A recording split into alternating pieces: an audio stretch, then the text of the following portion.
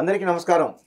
నేను Kalaratna Mallam Ramesh, Kalaratna movies producer and Vande Bharat save India director. ఈ సందర్భంగా నేను తీసిన సినిమా గురించి గౌరవనీయులు సయ్యద్ హబీబుల్ రెహమాన్ గారు, ఇస్లామిక్ భావ రచయిత, అదేవిధంగా international Bible university Indian representative doctor Pagidipalli Rajarao ఇద్దరు చర్చకు రావడం జరిగింది. ఏమిటి ఈ చర్చ అని మీకు సందేహం రావచ్చు. Vande Bharat save India. Save India అంటే ఎవరి నుంచి రక్షించాలి? నేను తీసిన సినిమా ప్రకారం విదేశీ శక్తుల నుంచి రక్షించాలి, తీవ్రవాదం నుంచి రక్షించాలి, మత మార్పిడి నుంచి రక్షించాలి అనే కోణంలో ఈ సినిమా తీయటం జరిగింది.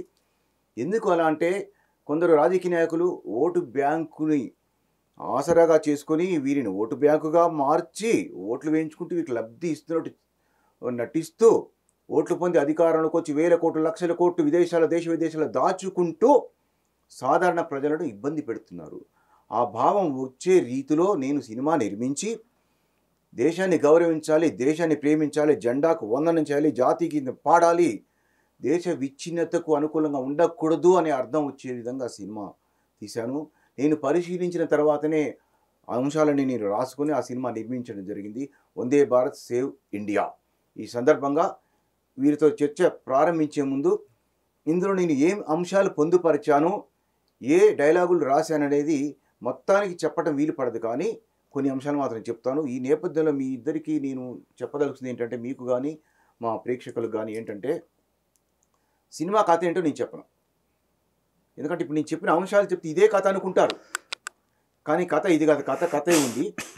నేను చెప్పేది ప్రస్తావించిన అంశాలను మీ దగ్గర పొందుపరిచి వాటికి సంబంధించి మీ అభిప్రాయం తీసుకోదలుచుకున్నాను. ఎందుకు మీ అభిప్రాయం తీసుకోదలుచుకున్నాను అంటే, ముస్లింల ప్రస్తావన వచ్చింది. ముస్లింల వర్గాల అభిప్రాయం తీసుకొని వారి ముందు ప్రస్తావిస్తే ఒక ఒపీనియన్ తెలుస్తుంది అనే ఉద్దేశంతో అలా క్రైస్తవానికి సంబంధించినటువంటి అంశాలు కూడా కొంచెంగా తీసుకోవడం జరిగింది. కాబట్టి అవి కూడా ప్రస్తావిస్తే మీ అభిప్రాయం కూడా తీసుకుంటే నాకు ఒక అవగాహనతో పాటు ఉన్నటువంటి చూసే జనానికి కానీ సినిమా చూడదలుచుకునే వారికి కానీ ఒక ఫీల్తో ఉంటారు. అది వ్యతిరేకం అనుకున్న వేరే విషయం. అందువల్ల గౌరవప్రదమైన చర్చ కోసం నేను మీతో పార్టిసిపేట్ చేయడం జరుగుతుంది. నేను తీసుకున్న అంశాలు ఏంటంటే, ప్రధానంగా ముస్లిం వర్గాల్లో, ఏమంటే ఇక్కడ ముస్లిం వర్గాలు అంటే ముస్లిం మతానికి కానీ ఖురానికి కానీ అల్లాహకు కానీ సంబంధం లేదు. నేను క్లారిటీ ఇస్తున్నా. క్రైస్తవ సంబంధించిన టాపిక్ అంటే క్రైస్తవ మతానికి కానీ బైబిల్ కానీ యేసు ప్రభువు కానీ సంబంధం లేదు. ఆ మతాలను అడ్డు పెట్టుకొని ఎవరైతే వ్యక్తులుగా ఇష్టం వచ్చినట్టుగా చేస్తున్న వాళ్ళకు సంబంధించి, ఇదే నేపథ్యంలో హిందువులకు సంబంధించి కూడా ఇది వర్తిస్తుంది. కానీ ఇందులో హిందువుల అంశాలు ఎక్కువగా పొందుపరచలేదు. కారణం ఏంటంటే, ఈ దేశంలో ప్రమాదం ఉంది మాకు అని ఎక్కువగా మైనారిటీలే అంటున్నారు. కాబట్టి వారికి అసలు ప్రమాదం అంటుంటే మరి వాళ్ళు ఇంత స్వేచ్ఛగా ఎలా వ్యవహరిస్తారు అనేది నా భావన. తర్వాత ఈ దేశాన్ని మేము ప్రేమించాము, పొరుగు దేశాన్ని ప్రేమిస్తాము, దేశం విడిపోవాలి అనే నినాదంలో హిందువులు లేరు.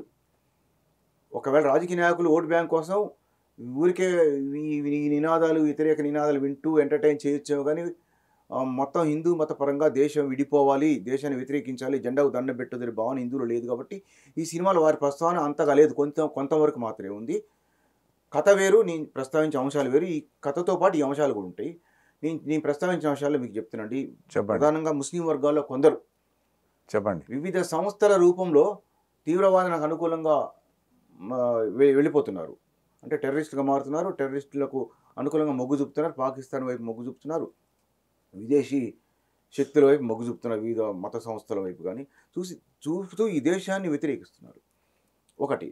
తర్వాత ముస్లిమ్స్ సంబంధించి కొన్ని విధానాలు ప్రాచీన కాలంలో ఎలాగైనా ఉండొచ్చండి. ఉదాహరణకు ముస్లింలో ఎలాంటి విడాకులు లేకుండా 3-4 పెళ్ళిళ్ళు చేసుకునే విధానం ఉంది.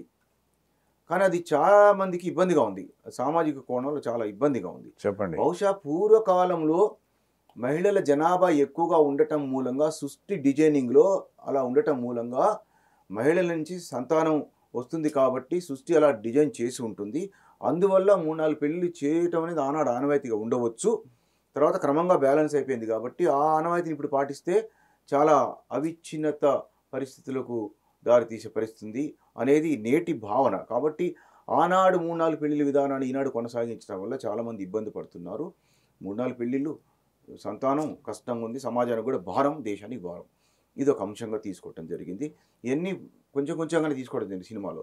ఆ తర్వాత ఓల్డ్ సిటీ విషయానికి వస్తే హైదరాబాద్లో కరెంటు బిల్లులు కట్టకుండా విద్యుత్ సిబ్బంది వెళితే వాళ్ళు కొడతారు.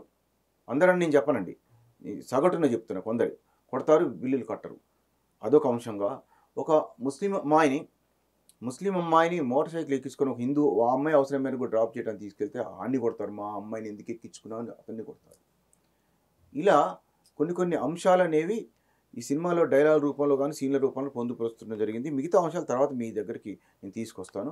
అదేవిధంగా క్రైస్తవత్వానికి విషయానికి వచ్చినట్టయితే సాధారణంగా ఫారిన్ ఫండ్స్తో మత మార్పిడికి పూనుకుంటారనేది ఒక నానుడి, బలమైన నానుడి. విదేశీ నిధులు వస్తుంటాయి, ఆ నిధులను ఆసరాగా చేసుకొని మతాన్ని మార్పిస్తుంటారు. మతాన్ని మార్పించే క్రమంలో ఎదుటి దేవుళ్ళని, హిందూ దేవుళ్ళని తిడుతూ ఉంటారు. ఇక్కడ విశేషం అంటే ఈ మత మార్పిడి హిందువుల మీద హిందువుల్ని మార్పిస్తుంటారు.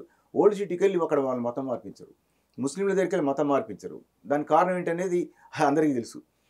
కాబట్టి మత మార్పిడికి విదేశీ నిధులను ఆసరాగా చేసుకుని విదేశీ నిధులు పొందుతూ మతం మార్పించేది ఒక పద్ధతి. ఈ మతం మార్పించే క్రమంలో హిందూ దేవుళ్లను విమర్శించటం ఒక పద్ధతి. అదేవిధంగా తర్వాత ప్రసాదం దగ్గరికి వచ్చినట్లయితే వాళ్ళు హిందూ ప్రసాదాలు ముట్టుకోరు, పారేస్తారు. ఇక్కడ విషయం ఏంటంటే ఆ హిందూ ప్రసాదాలు ముట్టుకోకపోవటం, పారేయటం అనేది మత సామరస్యతకు నిదర్శనం కాదు. కానీ హిందువుల్లో చర్చికి పోతారు, మసీదుకి పోతారు, ఆ ప్రసాదాలు తీసుకుంటారు. ఇక్కడ తేడా ఉంది, ఇక్కడ ఇలా ఉంది. ఈ అంశంతో పాటు తర్వాత పాస్తలకు జీతాలు రావడం జరుగుతుంది. పాస్తలకు జీతాలు అనేది ప్రభుత్వ జీతాలు ఇవ్వటం అనేది సరైన విధానం కాదు. ఎందుకంటే ప్రభుత్వ నిధులు అనేది అన్ని మతాల ప్రజలకు సంబంధించినవి కాబట్టి పాస్తలకు జీతాలు ఇవ్వటం జరుగుతుంది. ఈ అన్ని అంశాలు దీంట్లో పొందుపరుస్తూ మేజర్గా ముస్లిం సబ్జెక్ట్ సార్ ఇది కొంచెం ఈ ప్రస్తావించాం. ఇతర మతాలకు సంబంధించిన అంశాలు ప్రస్తావించకపోవడానికి కారణం ఏంటంటే మన తెలుగు రాష్ట్రాలు ఏదైతుందో దాన్ని ప్రాతిపదిక తీసుకున్నాం. ఈ అంశాలతో పాటు మిగతా అంశాల తర్వాత చెప్తాం. ఇప్పుడు నేను చెప్పిన అంశాల వరకు మీ అభిప్రాయం చెప్పినట్టయితే నేను దానికి సంబంధించి నా అభిప్రాయం కూడా నేను చెప్తా, లేదా మీరు క్వశ్చన్స్ నేను సమాధానం చెప్తా. రెహమాన్ గారు చెప్పండి. నమస్కారం ప్రేక్షకులకి. మల్లం రమేష్ సార్ చెప్పిన దాన్ని బట్టి, ఆయన మాటల్ని బట్టి ముస్లిమ్స్ ఉగ్రవాదులు అంటున్నారు. కానీ నేను దానికి ఏకీభవించట్లేదు. ఎందుకంటే ఉగ్రవాదులు అంటే ప్రతివాడికి చులకనైపోతుంది. ఎవరో ఉంటారు. మన ఎగ్జాంపుల్ మీకు నేను చెప్పేది ఏంటంటే, మనకు 4 పిల్లలు ఉన్నారు. 4 పిల్లల్లో పెద్దవాడికి మీకు పెద్దవాడి మీద ప్రేమ ఉండొచ్చు, రెండో వాడి మీద వాళ్ళ అమ్మకు ప్రేమ ఉండొచ్చు. వాడు వీడు ఒకటే, వాళ్ళ వ్యత్యాసం చూపించకూడదు. మనం ఏం చేయాలి? సమానత్వం ఇంపార్టెంట్. సమానత్వాన్ని మనం ఇచ్చేసుకొని వాళ్ళని కాపాడాలా. అంతేగాని పర్టికులర్గా మీరు తీవ్రవాదులు అనేసరికి వాళ్ళ కొంచెం దాన్ని ఏమంటారు, ఎగైనిస్ట్ సార్ ఇక్కడ వ్యతిరేకత ఏర్పడుతుంది. ఒక విషయం ఏంటంటే ముస్లిం యువత కానీ ముస్లింలు కానీ తీవ్రవాదం వైపు మొగ్గు చూపుతున్నారు అనేది కరెక్టే. కానీ ముస్లింలు అందరూ తీవ్రవాదం వైపు మొగ్గు చూపుతున్నారు నేను చెప్పలేదు. నేను దానికి ఏకీభవించను. ఎందుకంటే యువకులు అంటే ఇప్పుడు పర్టికులర్గా ముస్లిం అనేసరికి ప్రతి వాడికి వ్యతిరేకత వస్తుంది. మీరు చెప్పిన దాన్ని బట్టి ఫాలో అవ్వాలంటే ఇట్ ఈస్ హైలీ ఇంపాసిబుల్. నా సినిమాలో ఉన్న అంశం ఏదైతే ఉందో ముస్లిం యువత కానీ ముస్లింలో కొందరు తీవ్రవాదం వైపు విదేశీ విధానం వైపు మొగ్గు చూపుతున్నారు, పాకిస్తాన్ జిందాబాద్ అంటున్నారని నేను ప్రస్తావించాను. నేను అందరూ అనలేదు, కొందరు. ఇప్పుడు ముస్లిం యువత అన్నారు, మీరు చెప్పిందే కదా. నేను ఏకీభవించడం లేదు మీతో. ఎందుకంటే యువత అనేసరికి ఎడ్యుకేటెడ్ చాలామంది ఉన్నారు. నాట్ ఓన్లీ ముస్లిమ్స్, క్రిస్టియన్స్ ఉన్నారు, హిందూస్ ఉన్నారు, అందరికి సమానం లేదు. ఇక్కడ మాట చెప్పండి, హుబుల్ వతన్ మినల్ ఇమాన్, దేశాన్ని ప్రేమించండి అనేది మత విశ్వాసాల్లో ఒకటి. అవును, ఈ యొక్క కొటేషన్ ముస్లిం వర్గాల నుంచి వచ్చింది. అలా ప్రేమిస్తున్నారని మీరు నమ్ముతున్నారు అందరూ? నేను నమ్ముతాను. అంటే మరి పాకిస్తాన్ జిందాబాద్ ఎవరు అంటలేదా? అది ఉంటారు మూర్ఖులు, చాలా మంది మూర్ఖులు ఉంటారండి. అది ఓకే, మూర్ఖులు ఉంటారు. మీరు ముస్లిం అనేసరికి ఇక్కడ వ్యతిరేకత. అంటే నేను ఫస్టే చెప్పా చర్చల్లో, ఏమండి ముస్లిం మతానికి కానీ తర్వాత గ్రంథానికి కానీ ఖురాన్, పవిత్రమైన ఖురాన్కి కానీ అల్లాహ్ కానీ సంబంధం లేదు. మతాన్ని అడ్డం పెట్టుకొని వ్యవహరించే వారి విషయాన్ని నేను ప్రస్తావించాలి అంతే తప్ప అందరూ కాదు. నేను క్లారిటీ ఇస్తున్నా. తీవ్రవాదులు, టెర్రరిస్టులు, ఇస్లామిక్ టెర్రరిస్టులు అందరూ ముస్లిమ్సే, కానీ ముస్లింలు అందరూ టెర్రరిస్టులు కాదు. ఇది అందరికీ తెలుసు. కాబట్టి నా సినిమాలో ఆ భావం లేదండి. ఆ భావం లేదు కాబట్టి కొందరు తీవ్రవాదులు ఉన్న వారి గురించి ప్రస్తావించాను. మీకు అభ్యంతరం? ప్రస్తావించారు కరెక్టే, దానికి అభ్యంతరం ఏం లేదు. ఉమ్. ఇప్పుడు ముస్లింలే తీవ్రవాదులని చెప్పడానికి మీరు చెప్పారు కదా, అది నేను ఏకీభవించట్లేదు. రెండోది ఏంటంటే అజ్మీర్ షరీఫ్ అందరు కాదండి, రాజస్థాన్లో అందరు కాదు, మళ్ళీ చెప్తున్నా సార్ రెహమాన్ సార్, అందరు కాదు.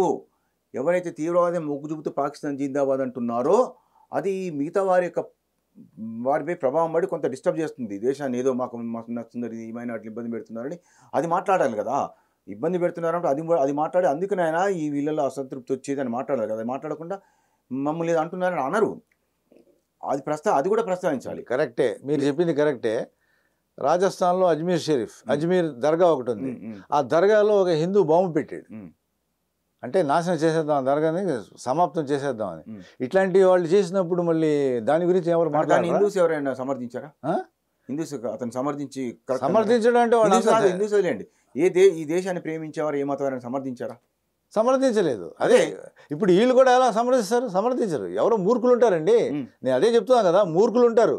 ఆ మూర్ఖత్వాన్ని పట్టుకొని మీరు అట్లా చెప్పి ఇది వీడు చేస్తున్నాడు అని చెప్పడానికి మీ దగ్గర ఏమి ప్రూఫ్స్ ఉన్నాయి? నేను మీ భావనతోనే నేను చెప్తున్నానండి. ఎవరైతే మూర్ఖులని మీరు అన్నారో వాళ్ళ విషయం ప్రస్తావించి జరిగే సినిమాలో దానివల్ల ఏమైనా అభ్యంతరం అంతవరకే లేదు. అది అదే కోరుకున్నాను. దాని గురించి అభ్యంతరం లేదు. ఏమండి ఇప్పుడు నేను ఆ విషయంలో కూడా మీతో ఏకీభవిస్తున్నాను. ఎందుకంటే తర్వాత ముగ్గురు భార్యల ప్రస్తావన, నలుగురు భార్యల ప్రస్తావన, నేనే దానికి ముందుగా ఎందుకనేది ఒక శాస్త్రీయ దృక్పథం చెప్పా. అది అందరికీ తెలియదు, మర్చిపోయి ఉంటారు. ఒక మత విధానంగా మారిపోయింది అది. మన దేశ పరిస్థితిని బట్టి కావచ్చు, మహిళల్ని ముగ్గురు నలుగురు చేసుకొని ఎట్లా కష్టం కదండి అది. మీరు చెప్పింది కరెక్టే. పాతకాలంలో అదే ఒక 30-40 సంవత్సరాల క్రితం అలా చేశారు పెళ్ళిళ్ళు. అంటే 1, 2, 3 వాళ్ళ ఇష్టం, అంటే వాడి దగ్గర డబ్బు ఉంది చేసుకున్నాడు. కానీ ఇప్పుడు ప్రస్తుతానికి ఎవరి దగ్గర డబ్బు లేదు. ఎవరైతే రాజకీయవేత్తలు ఉన్నారో వాళ్ళ దగ్గర అయితే ఫుల్, వాళ్ళ దగ్గర ఎంత డబ్బులుంటే 3-4 పెళ్ళి చేసుకుంటారా? ఎందుకు చేసుకోరు? ఇప్పుడు వాడికి చెప్పేదేనండి, మీ దగ్గర జేబులో డబ్బులు ఉంటే మీరు ఈ సినిమా చూడాలి, లేకపోతే దీంట్లో హాయిగా నేను సింగపూర్ వెళ్ళాలి, విహారయాత్రలు చేయాలి అని డబ్బులు ఉంటేనే కదా మీకు ఆ థాట్ వచ్చేది. మహిళలు అంటే విహారమేనా అండి? విహారం అని ఎవరు చెప్పారు? ఇప్పుడు నేను విహారం అనట్లే, డబ్బులు ఉంటే వాళ్ళు పోషించగల శక్తి ఉంటే చేసుకుంటాడు. ఇప్పుడు ఏ మహిళా సంఘం కూడా ఈ 3-4 పెళ్లిల విధానం రద్దు చేయాలి వద్దని ఎప్పుడు ఎవరు ప్రశ్నించలేదు. ఎందుకంటే వాళ్ళకు కూడా ఫారిన్ ఫండ్స్ వస్తాయి. అదే మరి అది ఫారిన్ ఫండ్స్ వస్తాయి. ఇప్పుడు సపోజ్ ఒక డబ్బు ఉన్న వాడిని పెళ్లి చేసుకుంటే నేను సుఖంగా ఉండగలను అనే భావన పాతకాలంలో ఉండింది. ముస్లిం మతంలో ఉన్నటువంటి 3-4 పెళ్లిళ్ళ విధానాన్ని అరికట్టాలి వద్దనేది ఎక్కడ ఉద్యమం అనేది భారతదేశంలో బలంగా జరిగినట్లు లేదు. నా సినిమాలో ఒక డైలాగ్ పొందుపరిచాను నేను. మీరు చెప్పారు 30-40 ఏళ్ల క్రితం చేసుకునేవాళ్ళు డబ్బులు అన్నారు. డబ్బు ఉన్నా లేకపోయినా ఆ 3-4 పెళ్లిళ్ళ విధానం కరెక్ట్ కాదనేది నా అభిప్రాయం. కరెక్ట్. ఈ విషయానికి నేను ఏకీభవిస్తాను మీతో. థ్యాంక్ యూ అండి. ఎందుకంటే ఇలా నేను ఆమోదయోగ్యమైనవి ఏకీభవించాలి అనే ఉద్దేశంతో ఏకీభవించబడే అంశాలే తీసుకున్నాను. 2 విషయాలు ప్రస్తావించుకున్నాం మనం. మళ్ళీ మిగతా విషయాలు దగ్గరకు వద్దాం. డాక్టర్ పగిడిపల్లి రాజారావు, నేను ఇందాక కొన్ని విషయాలు చెప్పాను క్రైస్తవ మతానికి సంబంధించినటువంటి, అది మతానికి కానీ బైబిల్కి కానీ యేసుప్రభుకి కానీ సంబంధం లేదు. వ్యక్తుల వ్యవహార శైలి గురించి మాత్రమే ప్రస్తావించాను. దానిపై నీ అభిప్రాయం చెప్పాల్సింది కోరుతున్నాను. థ్యాంక్ యూ మల్లా రమేష్ గారు, మమ్మల్ని ఈ చర్చా కార్యక్రమానికి పిలిచినందుకు. యాక్చువల్గా మేము మీ సినిమా ట్రైలర్ చూసిన దగ్గర నుంచి అనుకుంటున్నాం మీతో ఈ విషయాలు మాట్లాడాలని. ఈ మధ్యలో ఒక యూట్యూబ్ ఛానల్కి ఇంటర్వ్యూ ఇచ్చినప్పుడు కూడా చెప్పాను, తీవ్రంగా ఖండించాను మీ సినిమాని. ఎందుకు సినిమా మొత్తాన్ని ఖండించాను? ఆ సినిమా మొత్తాన్ని ఖండించాను. ఎందుకంటే అసలు ఆ ట్రైలర్లో మీరు పొందుపరిచినటువంటి విషయాలు ఒక్కటి కూడా ఆమోదయోగ్యంగా లేవు. ఎందుకంటే ఒక విషయాన్ని మీరు నార్మలైజ్ చేస్తున్నారనిపించింది. సరే, ఏమైనా ఒక కళాకారుడిగా, నిర్మాతగా, దర్శకుడిగా ఈరోజు ఒక సినిమా నిర్మించడం అనేటటువంటిది మాకు చాలా గర్వకారణం. ఆ విషయంలో మిమ్మల్ని 100% అభినందిస్తున్నాము. సినిమా కూడా విజయం సాధించాలని కోరుతున్నాం. వందే భారత్ సేవ్ ఇండియా అంత మంచి పేరు పెట్టి చక్కటి సినిమాని తీయాలనేటువంటి ఆలోచన రావడం చాలా మంచి విషయం. మీ సినిమాలో ఉన్నటువంటి డైలాగ్స్ అన్నీ చూసిన తర్వాత నాకు అనిపించింది, ఇప్పుడు మీరు మాట్లాడుతూ ఉంటే అనిపించేది ఏంటంటే, ఇటీవల కాలంలో కొంత అంధభక్తులు అనేటటువంటి వాళ్ళు మన సొసైటీలో తయారవుతున్నారు. అంధభక్తులు ఏంటంటే వాళ్ళకంటూ సొంతంగా మైండ్తో ఆలోచించే పరిస్థితి ఉండదు. Share, WhatsApp share, Facebook share, Twitter share. వాళ్ళు సొంతంగా ఆలోచించేది ఉండదు. నేను మల్లా రమేష్ గారు అంటే నేను ఎక్కడో అనుకున్నాను, రోల్ మోడల్ లాంటి అనుకున్నా, కానీ తీరా చూసినప్పటికీ వాళ్ళ సినిమాలో ఉన్నటువంటి డైలాగ్ కానివ్వండి, వాళ్ళ స్క్రిప్ట్ కానివ్వండి, ఆయన మల్లా రమేష్ గారి మొత్తం మైండ్ కూడా ఈ అంధభక్తుల విశ్వాసాలతో నిండిపోయింది. ఎందుకంటే వాట్సాప్ యూనివర్సిటీ నుంచి పుట్టుకొని వచ్చింది ఆ సినిమా స్టోరీ అంతా కూడా వాట్సాప్ యూనివర్సిటీ నుంచి కాదు, అంధభక్తుల యూనివర్సిటీ నుంచి పుట్టుకొని వచ్చింది. ఎందుకంటే వీళ్ళు వాట్సాప్ లో ఏమైతే, నేను అందుకే అనుకుంటా ఉంటాను, ఈయన ఏమైనా బీజేపీ క్యాండిడేటా, లేకపోతే ఈయన బీజేపీ తొత్తా, లేకపోతే బీజేపీ వాళ్ళు ఏమైనా ఫండింగ్ చేశారా అనేటటువంటిది కూడా గతంలో మిమ్మల్ని అడిగాను ఒకసారి. ఇక్కడ విషయం ఏంటంటే సార్ వినండి, దేశభక్తి, జాతీయ గీతాన్ని దండం పెట్టాలి, దేశాన్ని ప్రేమించాలన్నా కానీ బీజేపీ అంటారు. అయితే సాధారణ పౌరులు, సాధారణ వివిధ మతాల వారు, హిందువులతో పాటు వివిధ మతాల వారు దేశాన్ని ప్రేమించే పరిగణలోకి తీసుకోవట్లేదు. దేశభక్తి మతం ఇప్పుడు రాజకీయం అయిపోయింది సార్. ఒకప్పుడు దేశభక్తి వేరు, ఒకప్పుడు మతాలు వేరు.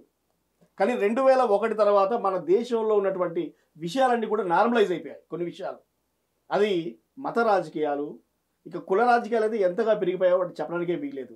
ఎందుకంటే ఈ కుల మతం రెండు కూడా ముడిపడి ఉన్నాయి. ఇక దేశభక్తి అనేటటువంటిది, ఫర్ ఎగ్జాంపుల్ నేను చెప్తున్నాను, మనకు ఒక 50 మంది సైనికులు చనిపోతే అది నిజంగా ఒక హోమ్ మినిస్టర్, ప్రైమ్ మినిస్టర్ రాజీనామా చేయాల్సినటువంటి విషయం. యాక్చువల్గా అయితే గతంలో మనం చూసుకుంటే ఒక ట్రైన్ యాక్సిడెంట్ అయితే ప్రైమ్ మినిస్టర్, ఒక 50 మంది సైనికులు చనిపోతే హోమ్ మినిస్టర్, ఇలా రిజైన్లు చేయాలి. కాకపోతే రాజకీయాలు ఎలా ఉన్నాయి అంటే అక్కడికే వస్తున్నా. ఇప్పుడు రాజకీయాలు ఎలా ఉన్నాయంటే ఆ 50 మంది చావులు నెక్స్ట్ 5 years కి ప్లాట్ఫామ్ వేసుకునేటటువంటి రాజకీయాలు. మీరు నమ్మండి నమ్మపోండి, ఒక ప్రధాని పబ్లిక్ లో చెప్పాడు 50 మంది సైనికులు చనిపోయారు, ఆ చనిపోయిన సైనికుల పేరు మీద మా పార్టీకి ఓటేయండి. యూట్యూబ్ లో వీడియోలు ఉంటాయి, టీవీ న్యూస్ వచ్చింది అది లైవ్ లో. ఎంత భ్రష్టు పట్టిపోయినటువంటి రాజకీయాలంటే వాళ్ళకి మీలాంటి వాడు ఆయుధాలు ఇవ్వడం అనేటటువంటి చాలా బాధ. ఎందుకంటే మీ మాటకు విలువ ఉంది. మల్లం రాజేష్ అంటే ఒక కళాకారుడు, వాళ్ళు ఆ రాజకీయంగా మల్లం రాజేష్ అంటే ఒక కళాకారుడు, ఆయన మాటలకు విలువ. ఎందుకంటే చెప్పే వ్యక్తులు బట్టి అంటే ఒక రాజకీయ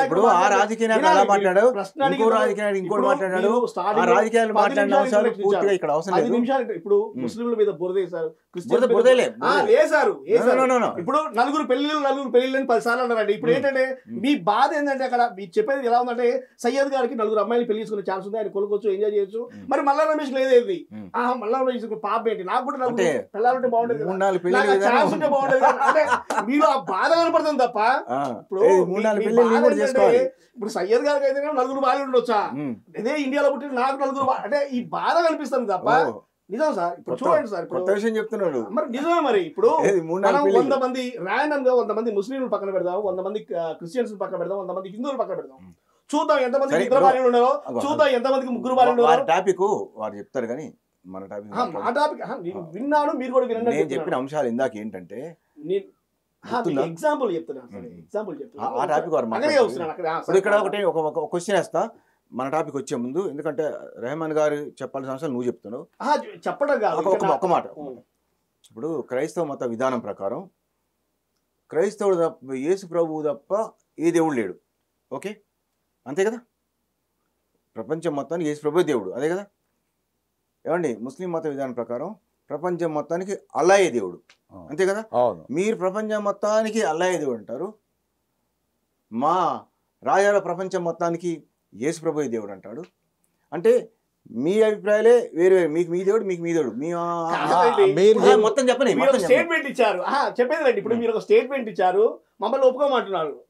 అది నేను చెప్పేది. యేసు ప్రభువు మొత్తానికి విశ్వానికి దేవుడు, సృష్టికి దేవుడు ఉందా లేదా బైబిల్లో? ఉంది. ఉన్నప్పుడు మీ దేవుడే మొత్తం మీరు చెప్తారు, మీ దేవుడే మొత్తం మీరు చెప్తారు, వేరే దేవుడు అని అంటారండి. అలాంటప్పుడు అసలు డిస్ప్యూట్ అంటూ వస్తే మా దేవుడే ఉన్నాడు, మీ దేవుడు ఎవరని మీకు రాకపోగా మీరు ఇద్దరు ఒకటే. ఇండియాలో ఉన్నటువంటి దేశభక్తి విధానానికి గండి పెట్టే క్రమంలో అందరు కాదు కొందరే చేస్తున్నారు కదా. గాంధీ గారిని చంపింది ఎవరు సార్? గాంధీ గారిని ఎవరు చంపారండి? చెప్పండి మీరు ఊరికే. మహాత్మా గాంధీ గారిని ఎవరు చంపారు? గాడ్సే. ఓకే, ఆయన ఎక్కడి నుంచి పుట్టుకొని వచ్చాడు? ఇప్పుడు దేశభక్తి అని ఎవరైతే అరుస్తున్నారు ఆ సామ్రాజ్యం నుంచి పుట్టుకొని వచ్చారు సార్. ఇప్పుడు మీరు వినండి, నేను అడిగినా చెప్పాక కంచె చేను మేస్తుంది, చేను మేసే క్రమంలో అది వచ్చి ఏమంటుంది తెలుసా? గాంధీ గారిని చెప్పింది గాడ్సే, ఓకే కదా, అందరికి తెలుసు కదా. ఇప్పుడు గాడ్సే చంపలేదని ఎవరైనా అన్నారా? లేదు, గాడ్సే చంపడం కరెక్ట్ అని ఎవరైనా అన్నారా? మీరు అనలే కదా. అన్నప్పుడు ఎందుకు ఆ టాపిక్? ఇప్పుడు మళ్ళీ చెప్తాను, గాంధీ గారిని చంపింది గాడ్సే గారు, చంపడం తప్పు, టాపిక్ క్లోజ్డ్. ఇప్పుడు మీ దేవుడు ప్రధానం మీరు అంటారు, మీ దేవుడు ప్రధానం మీరు చెప్పింది కరెక్టే.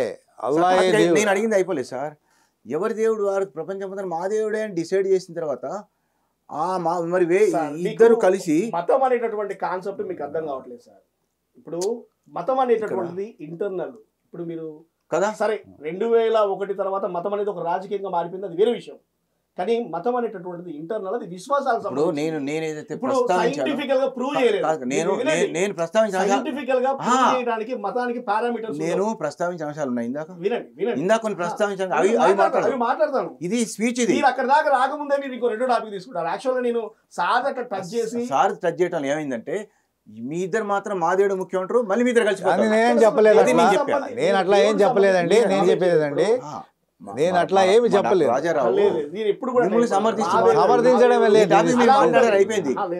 మళ్ళీ మీరు ఆయన అడిగిన ప్రశ్నలో నాకు అర్థమైన విషయం ఏంటంటే, నలుగురు భార్యలు ఎందుకు, మల్లా రమేష్ నలుగురు భార్యలు ఎందుకు లేదు, దానికి ఆయన చెప్పారు. బాధ దానికి ఆయన చెప్పారు ఇది కరెక్ట్ కాదని చెప్పారు. మల్లా రమేష్ గారికి కూడా నేను మాట్లాడతాను, మోడీ గారితో మాట్లాడి, పాపం మోడీ గారు చూడండి ఎంత సాక్రిఫైస్ చేశారు దేశం కోసం. రాజారావు ఒక మాటను, ఆయన ఈ 3-4 భార్యలు 3-4 భార్యలు కరెక్ట్గా ఆయన చెప్పిన తర్వాత దాన్ని తీసుకొని నువ్వు మాట్లాడాల్సిన అవసరం లేదు కాబట్టి అది ఇద్దరు మా దేవుడు ముఖ్యం. మళ్ళీ నేను ఇంకో విషయం చెప్తున్నానండి, మా దేవుడు ముఖ్యం కాదు. ఇప్పుడు మీరు జై శ్రీరామ్ అంటున్నారు, నేను చెప్పేదండి జై శ్రీరామ్ అంటున్నారు అంటే మీ దేవుడు కదా. రాముడు దేవుడు హిందూగా రాలే, ఆయన ఒక ప్రవక్త. అంశాలు మీ ముందు ప్రస్తావించా, కరెక్ట్. నేను నా దేవుడు మా దేవుడు అది పక్కన పెట్టండి. అలా కాదు, మీరు మాట్లాడితే యేసుక్రీస్తు అల్లా అంటున్నారు, అందరికి ప్రపంచానికి అల్లాని యేసుక్రీస్తు దేవుడు అంటున్నారు. వాళ్ళ ఇష్టం అండి, వాళ్ళ సమాజం. మీరు మీ ఎగ్జామ్ చూడండి, మీరు స్టైలిష్ గా ఉండాలి. రాముడే దేవుడు కృష్ణుడి దేవుడు వేరే దేవుడు లేడని హిందువులు ఏమన్నా ఎందుకు అంటున్నారు కదా, ఇండియాలోనే అంటున్నారు. ప్రపంచం సంగతి వదిలేండి. ఇప్పుడు మన దేశం, మీరు చెప్పినట్టు మన దేశం గురించి మనం మాట్లాడాలి, కానీ ప్రపంచంలో ఎవడో ఏం చేస్తున్నా అంటే నాకెందుకు, మన దేశం గురించి మనం పాటుపడాలి, ఐక్యత ఇంపార్టెంట్. అంతేగాని అదే సార్ పాకిస్తాన్ ఎందుకంటే మధ్యలో అదే పాకిస్తాన్ ఎందుకంటే ఉంటాయి. అదే ఒక చెట్టు మీద ఒక పురుగు ఎక్కింది అనుకోండి, చీడ పురుగు, ఆకులన్నీ మేసేస్తాయి. మన దేశం అన్ని మతాలు కలిసి ఉండాలా. మరి ఒక ఐక్యత మీద ఒక అమ్మాయిని ఎక్కించుకుని ఆ అమ్మాయి అవసరం మీద డ్రాప్ చేయడం తీసుకెళ్తే ఆపి మా మతం అమ్మాయికి ఎక్కించుకున్నావు అని. కరెక్ట్, అది దానికి నేను మూర్ఖత్వం. మూర్ఖులు చాలా మంది ఉంటారు. ఎందుకు బస్సులో టికెట్ తీసుకోకుండా కూర్చుంటాడు, నెక్స్ట్ స్టాప్ లో దిగిపోతాడు, వాడు తప్పేవాడు కండక్టర్దే. ఇప్పుడు మీరు చెప్పేది అట్లా ఉంది. అమ్మాయిని మోటార్ సైకిల్ ఎక్కించుకుంటే మతం పేరుతో కొట్టడం తప్పు, మూర్ఖత్వం అని మీరు చెప్పారు. అవును, ఓకే, చాలా సంతోషం. ఇప్పుడు ఒక అభిప్రాయం చెప్పారు కాబట్టి ఈ టాపిక్ ముగిసింది. వేరే టాపిక్ మళ్ళీ వద్దాం ఇందులోనే. ఓకే, నీకు చెప్పిన అంశాల్లో మనం ఏదైతే ఇందాక చెప్పానో ఆ అంశాలు ప్రస్తావించుకుందాం. మీరు ప్రశ్న అడుగుతున్నారు, జవాబు వింటారు. ఎందుకంటే సార్ చెప్పిందంటే నేను ఒక పాయింట్ అట్లా వద్దు, మీరు ప్రశ్న ఎవరిది వాళ్ళు మాట్లాడుకో, డిస్కషన్ కంటిన్యూ కావాలి. ఇప్పుడు నేను ఏం చెప్తున్నానంటే, మీరు అన్నింటినీ కూడా నార్మలైజ్ చేస్తున్నారు. ముస్లింలని టెర్రరిస్టులుగా చూపెట్టడం అనేటటువంటిది చాలా తప్పు. ఎందుకంటే సార్ చెప్పారు, మీరు అందరూ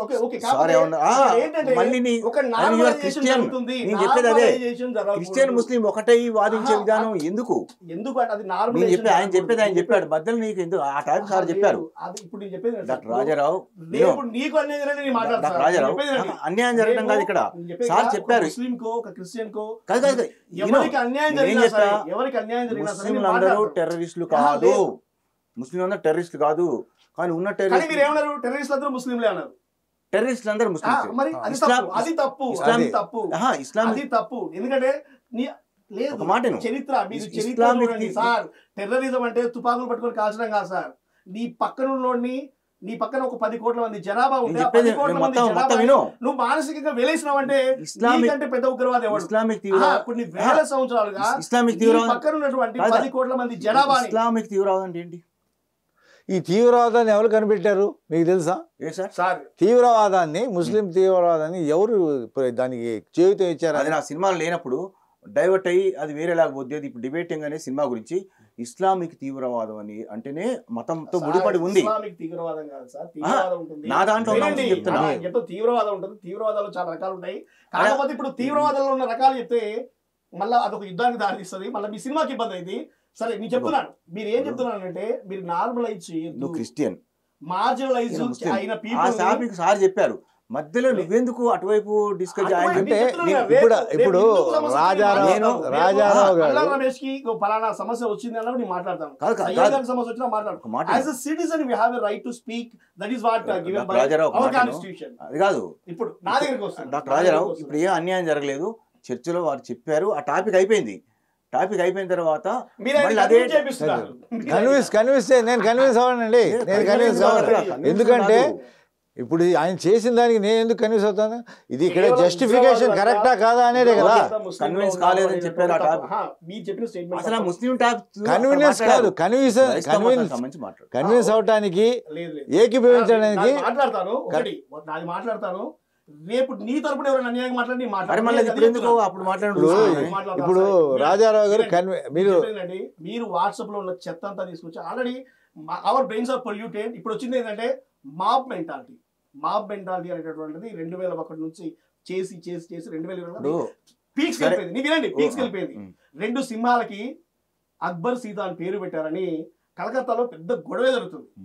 సడన్ గా ఆ కోర్టు వాళ్ళ హైకోర్టు వాళ్ళ తర్వాత కేసు వేసేసి వెంబడే ఆ పేర్లు మార్చండి అన్నారు. పేర్లు మార్చిన తర్వాత అక్కడ ఉన్నటువంటి త్రిపుర ఎవరైతే ఆ అక్బర్ అని ఆ సినిమాని పేరు పెట్టారో వెంటనే అతను IRS ఆఫీసర్ మొత్తం దాని హెడ్ ఆయన తీసి పక్కన పడేశారు. ఇప్పుడు మీ సినిమాలు ఉన్నాయా లేవా? ఇప్పుడు రాజారావు గారు జంతువుల పేర్లు అక్బర్ సీత ఉన్నాయని ఇంత జరిగింది. రేపు షారుఖ్ ఖాన్ భార్య పేరు గౌరీ,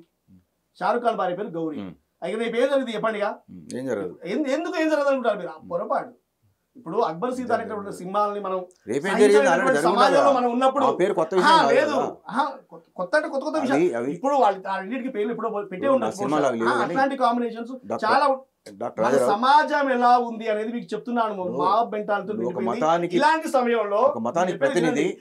సమయంలో మళ్ళీ షారుఖ్ ఖాన్ రమేష్ వచ్చి షారుఖ్ ఖాన్ టాపిక్ ముస్లిం ఆయన మాట్లాడతాడు, మధ్యలో క్రిస్టియన్ ముస్లిం టాపిక్. అలానే కాదు, నేను చెప్పేది ఏంటంటే ఇలాంటి సమస్యలు వస్తున్నాయని మాట్లాడుతున్నారు రాజారావు గారు, అంతేగాని నేనేం చెప్పాను మీకు? నా సినిమాలో ఈ అంశాలు ఉన్నాయి, వీటి మీద చర్చిద్దాం అని చెప్పాను.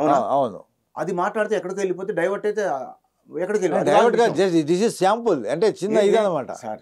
శాంపుల్ కాదు, నేను నా విషయాలు మీకు ప్రస్తావించా, మీరు దానికి మీ అభిప్రాయం చెప్పారు. ఇప్పుడు క్రైస్తవ మతం దగ్గరికే వద్దాం సార్. మీరు మత మార్పిడిలు తీసుకొచ్చారు సార్. ఓకే, విందాం, మత మార్పిడిలు విందాం. Okay, right, very good.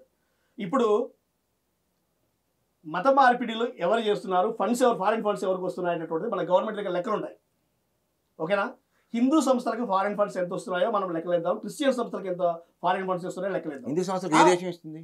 ఏ దేశాలు ఇస్తున్నాయి సార్? ఇప్పుడు ఏ దేశాలు ఇస్తుంది? ప్రపంచంలో హిందూ దేశాలు చాలా సార్. ప్రపంచంలో ఉన్నటువంటి దేశాలన్నీ కూడా హిందువుల కింద కన్వర్ట్ హిందూ దేశాలు చాలా ఉన్నాయి సార్. హిందూ దేశాలు కాదు, దేశపు మనుషులు హిందూ దేశానికి చెందిన వాళ్ళు. ఒక సంస్థ అనే ఎగ్జాంపుల్ మాత్రమే, అనేటువంటి ఒక సంస్థ, అదొకటే కాదు, ఇంకా చాలా సంస్థలు ఇక్కడ వేరే విషయం. బట్ వీళ్ళంతా కూడా ఏం చేస్తున్నారంటే వెళ్తున్నారు, మన కల్చర్ అక్కడ ప్రమోట్ చేస్తున్నారు. వాళ్ళు యూరోపియన్స్ అంతా కూడా ఆల్మోస్ట్ దీని మీద అవేర్నెస్ క్రియేట్ అయింది.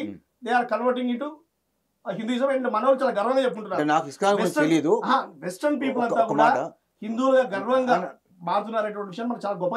వినండి, అక్కడ కన్వర్షన్స్ ఆల్రెడీ ఉన్నాయి. మన భారతదేశంలో కన్వర్షన్స్ ఎందుకు వచ్చాయంటే, అరే నీకు మతం లేదు, నీకు గూడు లేదు, గుడ్డ లేదు, అసలు నువ్వు మాకు సొసైటీకే సంబంధం లేదా, ఎదవ పోయి ఊరెనకాల బతుకురా అని చెప్పి ఒక సొసైటీని కొన్ని కోట్ల మందిని వెలేస్తే వాడికి ఏమీ లేదు. ఎందుకంటే మరలా నేను చెప్తున్నాను, దేవుడు ఒక్కడే ప్రపంచానికి మొత్తం, ఆ స్టేట్మెంట్ రాంగ్. ఇప్పుడు చెప్పానండి, దేవుడు ఒక్కడే అనేటువంటిది అది మనసులో ఉంటుంది. అది మల్లా రమేష్ మనసులో కావచ్చు, నా మనసులో కావచ్చు, సైద్ గారి మనసులో కావచ్చు. అంటే మన మనసు అనేటటువంటిది మన ఒక ఇండివిజువల్ ప్రపంచం. సో దానికి సామ్రాట్ దేవుడు. ఎందుకంటే మనిషి ఒక సైకలాజికల్ సపోర్ట్ అనేది అవసరం.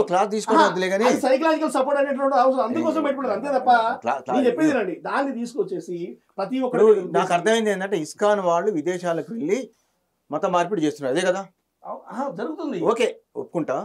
ఇస్కాన్ వాళ్ళు విదేశాలకు వెళ్ళినప్పుడు అక్కడున్న దేవుళ్ళని తిట్టడం కానీ, అక్కడ దేవుళ్ళని గుళ్ళు పగలగొట్టడం కానీ చేశారు. ఎవరు తిట్టరండి, ఇక్కడ ఎవరు తిట్టరు, ఎవరి గుళ్ళని ఎవరు పగలగొట్టరండి. ఇక్కడ దేవుళ్ళని విమర్శించడం. నేను చెప్పేది రండి, మొన్న తిరుపతిలో ఆంధ్రాలో తీసుకుంటే విగ్రహాలు చాలా పగలగొట్టారు కదా. పెట్టారు తిరుపతిలో, ఒక పోల్ పెట్టారు, ఒక స్తంభం పెట్టారు, అది క్రాస్ ఆకారంలో ఉంది. అదిగో వైఎస్ జగన్ సీఎం అయ్యిండు, కథ అక్కడ సీఎం వచ్చేసింది. గవర్నమెంట్ వాళ్ళు చెప్తున్నారు, బాబు అది ఒక స్తంభంలో బాబు అని ఎంత చెప్పినా కూడా ఎవరు వినే పరిస్థితిలో లేదు. ఏం చేస్తాం చెప్పండిగా. ఇప్పుడు ఒక విషయాన్ని మనం చూసేటటువంటి విధానాన్ని బట్టి ఉంటుంది. సో కాబట్టి ఇప్పుడు విగ్రహాలు వెలగొట్టొచ్చు. ఎవరు సార్ విగ్రహాలు వెలగొట్టింది? అది మీరు ఎలా అనుకుంటున్నారు? అది కంటితో చూసారా? అలా కాదు సార్, మీరు చెప్పింది కరెక్టే. ప్రభుత్వ కేసులు అండి, ప్రభుత్వం తప్పుడు కేసులు పెడతారండి, తప్పుడు కేసులు పెడతారు కదా. అవును, అదే చెప్తాను నేను, అదే జరిగిందని చెప్తాను నేను. విగ్రహాలు పలగొట్టడం తేల్చకుండా మత సీమితం తేల్చిన సంఘటన దేశంలో మన తెలుగు రాష్ట్రాల్లో జరిగింది. ఇప్పుడు విగ్రహాలు పలగొట్టే వాటి మీరు సాక్ష్యాలతో సహా ప్రూవ్ చేయగలిగిన సంఘటనలు చాలా ఉన్నాయి సార్. ఎవరి విగ్రహాలు ఎవరు పలగొట్టారు, ఎవరి విగ్రహాలు ఎవరు పలగొట్టకూడదు, ఎవరి మసీదులు ఎవరు కోలుకొట్టారు, ఇవన్నీ చరిత్ర సార్, ఇవన్నీ ఉన్నాయి ఆల్రెడీ కదా. అదే నేను ప్రస్తావించాను. ఓకే, ఇక్కడ మత మార్పిడి తప్పు కాదు. మత మార్పిడి కోసం వేరే దేవుళ్ళని తిట్టడంతో పాటు మూఢనమ్మకాలు తీసుకెళ్తారు. నా దాంట్లో నా సినిమాలో స్వస్థత కూటమి కరెక్ట్ కాదు. స్వస్థత కూటమి అనేది అనారోగ్యానికి దారితీసి చనిపోయే పరిస్థితులు కూడా ఉంటాయి. కానీ వీళ్ళు మూఢనమ్మకాల వైపు తీసుకెళ్తూ ప్రార్థనలు చేపిస్తూ జబ్బులు తగ్గుతాయని చెప్తూ నమ్మిస్తూ స్వస్థత కూటమి ఏర్పాటు చేస్తూ జనాన్ని మత్తులకు తీసుకెళ్తున్నారు. హిందూ వాళ్ళ బాబాలు కూడా అలా చేశారు. దాన్ని మేము వ్యతిరేకించాం, పక్కా ఇప్పుడు కూడా వ్యతిరేకిస్తాం. మీరు ప్రశ్నలు అడుగుతారు, జవాబులు వినరు. మీరు ప్రశ్నలు అడుగుతారు, జవాబులు వినరు. జవాబులు వినాలి. సరే, ఇప్పుడు రైట్. చూడండి సార్, మీరు మత మార్పిడి అనేది చెప్పారు. మత మార్పిడులు జరగవు. ఒకటి, మన దేశంలో జరగవు. ఒకవేళ జరిగితే ఎందుకు జరిగి ఉంటాయంటే మన దేశంలో ఒక స్టిగ్మా ఉంది. కొన్ని కులాలకి మతాలు లేవని, దేవుళ్ళు లేడని వెలేసినటువంటి సమాజం మన దేశంలో, కల్చర్ మన దేశంలో ఉంది. దాన్ని బట్టింది ఫారిన్ ఫండ్స్ దానికి కోట్లు ఏంటి ఒక ఫారిన్ ఫండ్స్ చూద్దాం. మనం గవర్నమెంట్ నుంచి మనం తెప్పించుకుందాం సార్. క్రిస్టియన్ ఫండ్స్ ఎంత వస్తున్నాయి, హిందూ సంస్థలకు ఫండ్స్ ఎంత వస్తున్నాయి, మనం పోయి చూద్దామా? మన గవర్నమెంట్ దగ్గర నుంచి డేటా తెప్పించుకుందాం, చూద్దాం. క్రిస్టియన్ సంస్థలకు వచ్చే ఫండింగ్ ఎంత, హిందూ సంస్థలకు వచ్చే ఫండింగ్ ఎంత, ముస్లిం సంస్థలకు వచ్చే ఫండింగ్ ఎంత, గవర్నమెంట్ దగ్గర డేటా ఉంటుంది సార్. FCRA ఉంటుంది, FCRA ఉంటుంది. నేను చెప్పేది ఏంటంటే ప్రైవేట్ కి వచ్చినా వేటికి వచ్చినా త్రూ గవర్నమెంట్ రావాలి. ఎందుకంటే దెర్ ఇస్ ఎ ప్రొసీజర్. మత సంస్థలకు వేటికి అయినా సరే ప్రొసీజర్ ఉంటుంది. Without government procedure no one can get single MP. ఇక్కడ ఒక మాట లేదండి గవర్నమెంట్ దగ్గర. ఇక్కడ ఏంటంటే సేవ పేరుతో డబ్బులు వస్తాయి, అది మతం కింద రానట్టు చూపించి దాన్ని డైవర్ట్ చేసి చేస్తారు. ఒక వేరే దేశం నుంచి ఈ దేశానికి డబ్బులు రావాలంటే త్రూ గవర్నమెంట్. సేవా సంస్థల పేరుతో డబ్బులు వస్తాయి, సంస్థల పేరుతో మతం పరంగా ఉండదు. గవర్నమెంట్ FCRA ఇస్తేనే ఏది ఇచ్చినా అది సేవా సంస్థల పేరుతో వస్తాయి. చిన్న వీళ్ళు సేవా సంస్థ చెప్పి ఈ బంచి మతం మార్పిస్తారు. అది తప్పు. మీరు చదువుకున్నారు, మీరు జవాబు వినండి. ఇప్పుడు సేవా సంస్థలకి నేను చెప్పేది అదే. ఇప్పుడు మనం చూద్దాం ఎన్ని క్రిస్టియన్ సేవా సంస్థలు ఉన్నాయి, ఎన్ని హిందూ సేవా సంస్థలు ఉన్నాయి, ఎన్ని ముస్లిం సంస్థలు ఉన్నాయి, మనం రికార్డులు చూద్దామండి. హిందూకు వేరే దేశంలో, హిందూ దేశాల్లో ఆ ఫండ్స్ పెద్ద లేవు. ఇక్కడ లేకపోతే NRIలు పంపుతారు. అది వేరే గుళ్ళను ఆలయాలను ప్రార్థనలను గోలగొట్టమని, మసీదులు గోలగొట్టమని, చర్చిలు గోలగొట్టని చెప్పరు, రాళ్ళు ఏమని చెప్పరు. కానీ క్రైస్తవ మతం దగ్గరికి వచ్చరికి వేరే దేవుళ్ళని తిట్టడం, రాళ్ళు వేయించడం ఇవన్నీ జరుగుతున్నాయి. కాబట్టి స్వేచ్ఛ లేకపోతే ఇలా చెయ్యరు. స్వేచ్ఛ లేకపోతే ఈ దేశంలో మైనారిటీకి స్వేచ్ఛ లేదంటున్నారు కదా, స్వేచ్ఛ లేకపోతే ఇలా చెయ్యరు. అదే నా భావన. చూడండి సార్, మీరు యూట్యూబ్ ఛానల్లో దళితుల పైన దాడులు చూడండి, క్రిస్టియన్స్ పైన దాడులు చూడండి. అర్థమైందా? అది వేరే ఇది వేరే కాదు. ఎందుకంటే వినండి, మీరు ప్రశ్న అడిగితే జవాబులు వినాలి. అర్థమైందా? ఒక క్రిస్టియన్ని కొట్టాలంటే వాడు దళితుడు, వాడిని కొట్టాలనుకుంటారు, కొడతారు. ఎట్లా కొడతారు చెప్పండి? ఇదే వాడు పాంప్లెట్ ఇచ్చాడు, నేను చెప్పానండి, పాంప్లెట్ ఇచ్చాడని కొడతారు. వినండి, యాపిల్ గా ఇచ్చాడని కొడతాడు, పాట పాడాడని కొడతాడు. మీరు అదే క్రిస్టియన్ వాడు ఒక BC క్యాస్ట్ లోనో OC క్యాస్ట్ లోనో ఉంటే వాడు కోట్ల రూపాయలు సంపాదించుకొని మంచిగా పెద్ద హెలికాప్టర్ వాటిలో తిరుగుతా ఉంటారు, పెద్ద సభలు పెడతా ఉంటాయి. మీరు ఎవరైనా పోయి ఫైట్ చేస్తారా?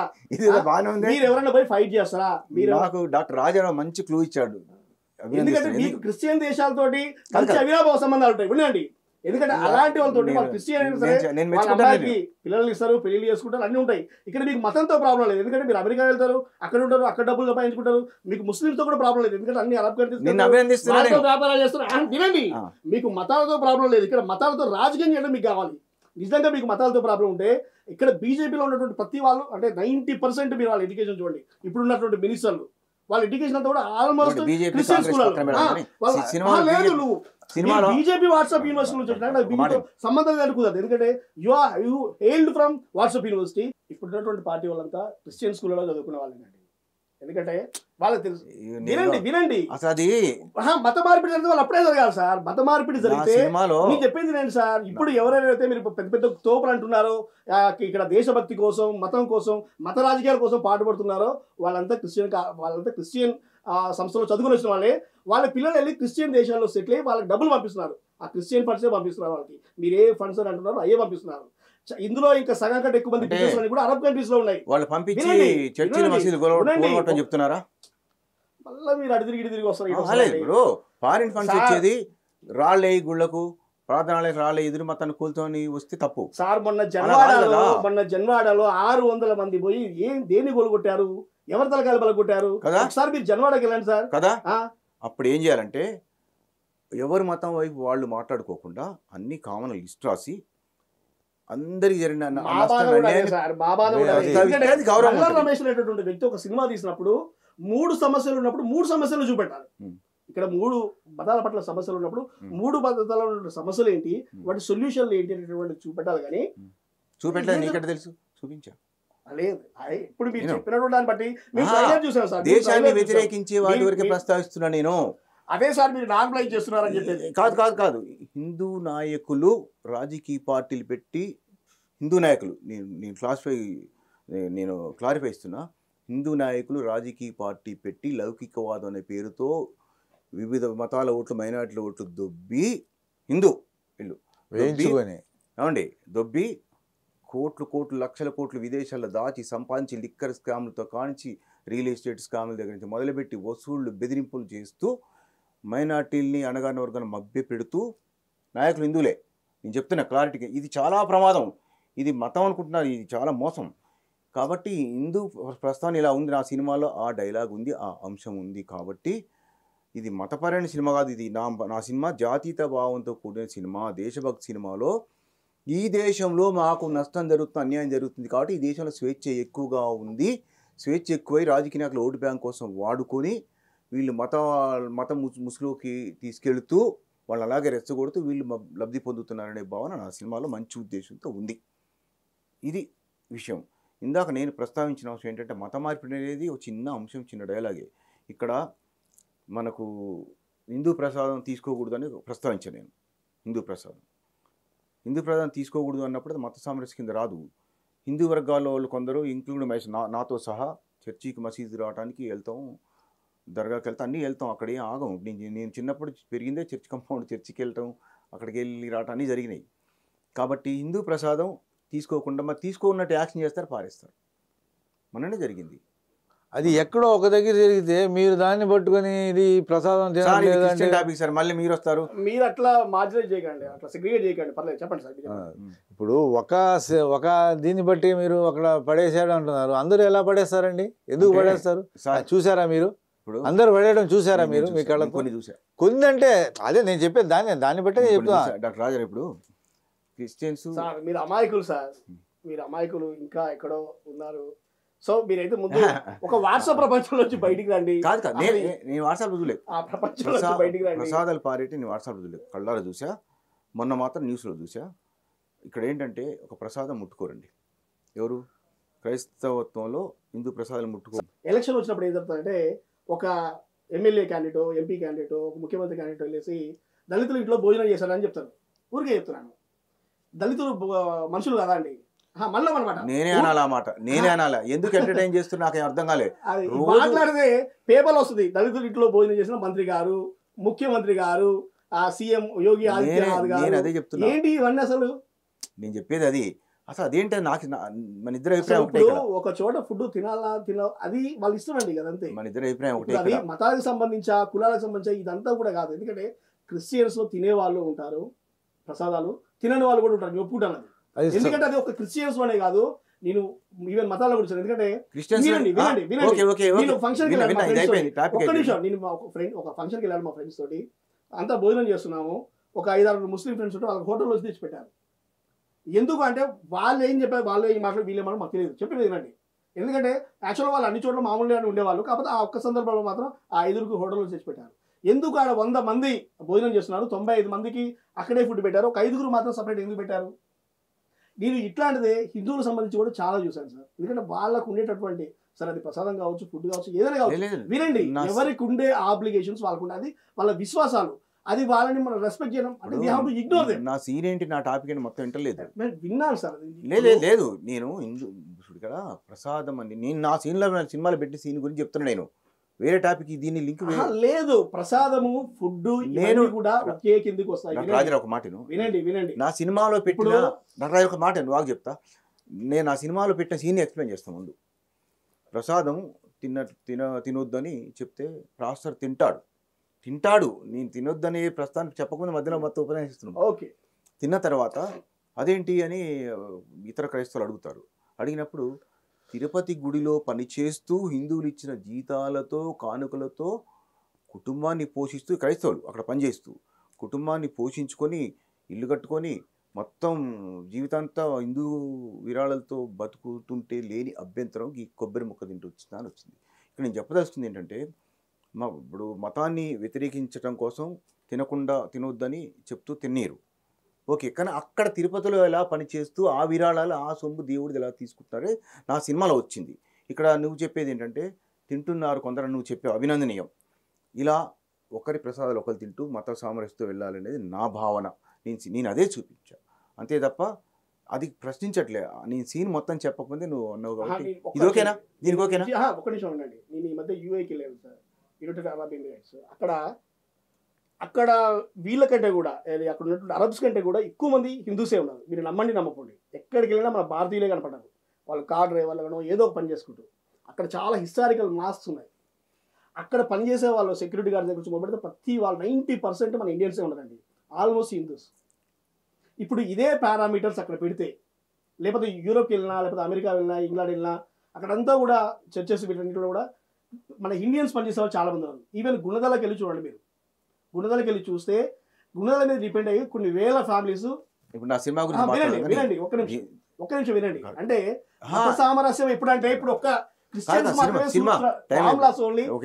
చెప్పకూడదు. ఇది సినిమాలు పెట్టిన సన్నివేశం ఏంటంటే ఎందుకు ముస్లిం సంబంధించి బొట్లు పెట్టుకొని సామరస్యం ప్రకటిస్తారు. అవునండి, బొట్టు పెట్టుకోవడం తప్పు కాదు కదా, అది ఇప్పుడు నా ఇష్టం అండి. అది నేను ముస్లిం అయినా హిందూ అయినా ఏదైనా బొట్టు పెట్టుకోవడం నా ఇష్టం. అది నా ఇంపార్టెన్స్. అది అంటే మీరు సెల్ఫ్గా వాడు అట్లా చేస్తున్నాడు ఇట్లా చేస్తున్నాడు మీరెవరు అడగడానికి? ఇప్పుడు మీ ఇంటి ఆవరణలో ఎవడన్నా సపోజ్ పొరపాటున వచ్చామనుకోండి, మీరు ఊరుకుంటారా? వ్యతిరేకత ఉందా లేదా మీకు?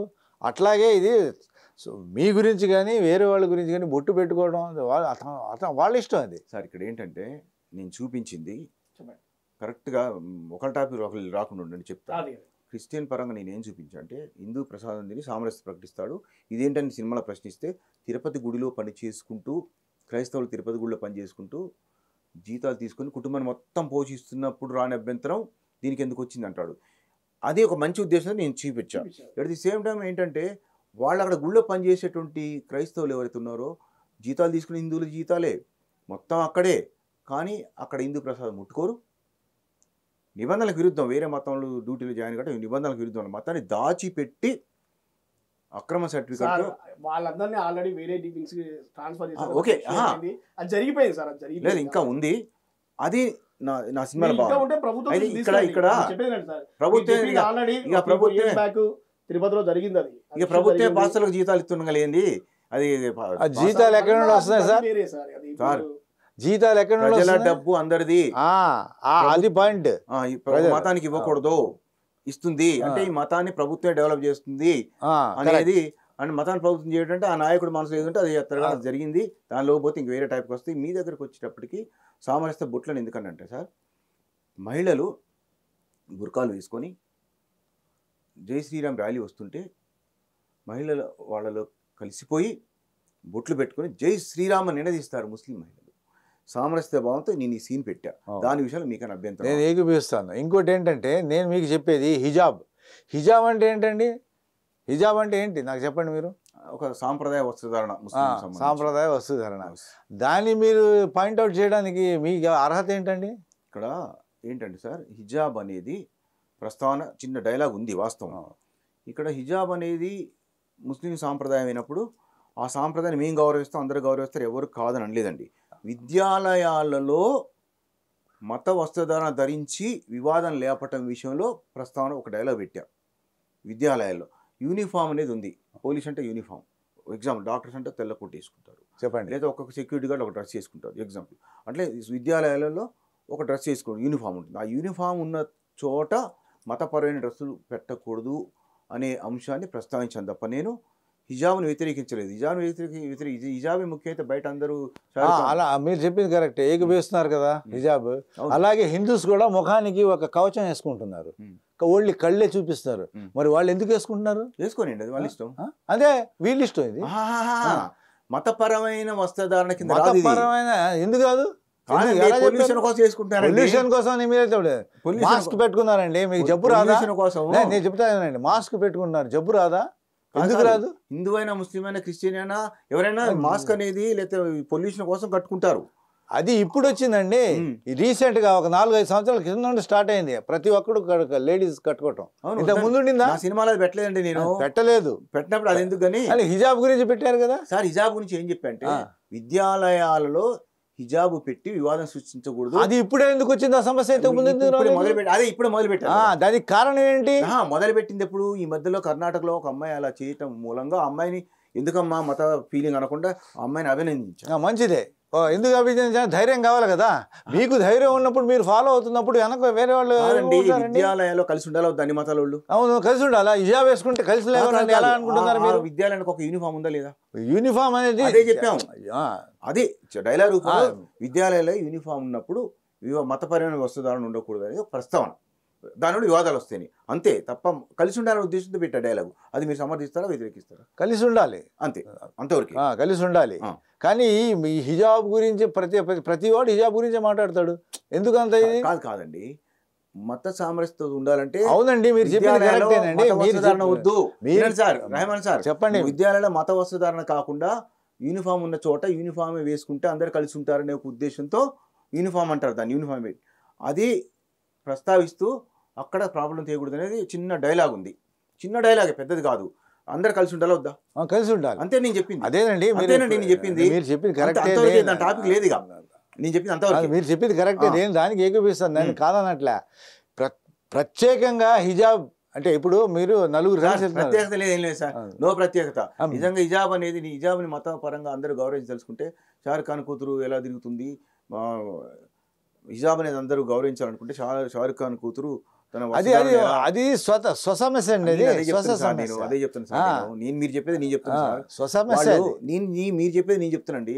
మతపరమైన నిబంధన స్ట్రిక్ట్ గా ఉంటే అలాగే పాటిస్తారు. ఎవరు ఇష్టం వచ్చిన వాళ్ళు. అదే కాలేజీలో కలిసి ఉండాలి, స్కూళ్ళలో కలిసి ఉండాలి, చిన్నప్పటి నుంచి మత భావన లేవద్దు, అన్ని యూనిఫామ్ అనేది పెట్టారు. కలిసి ఉండాలంటున్నా నేను. చెప్పండి, కలిసి ఉండాలి. కరెక్టే డైలాగ్ అండి. ఇంకా అయిపోయింది టాపిక్. కలిసి ఉండాలి. కలిసి లేకపోతే యూనిటీ లేకపోతే ఏది జరగదు. అది అయిపోయింది టాపిక్. అట్లనే ఇప్పుడు ఇంకోటి ఉందండి. ఏంటంటే మనకు సినిమాల అంశం అని కాదు, ఇప్పుడు హలాల్ చేస్తారు కదా. చెప్పండి. హలాల్ చేస్తారు. హలాల్ చేసినప్పుడు ఉమ్మేస్తారు అనేది ఒక టాపిక్ ఉందండి. అది నాకు తెలియదు. అదేమో దాంట్లో నిజం ఎంతండి? లేదు, ఉమ్మెందుకు వేస్తాడండి? ఎవడో దాన్ని అలా క్రియేట్ చేశాడు, అంటే దాన్ని అలా పెట్టాడు. ఉమ్మెందుకు వేస్తాడండి? హలాల్ ఎందుకు చేస్తారు?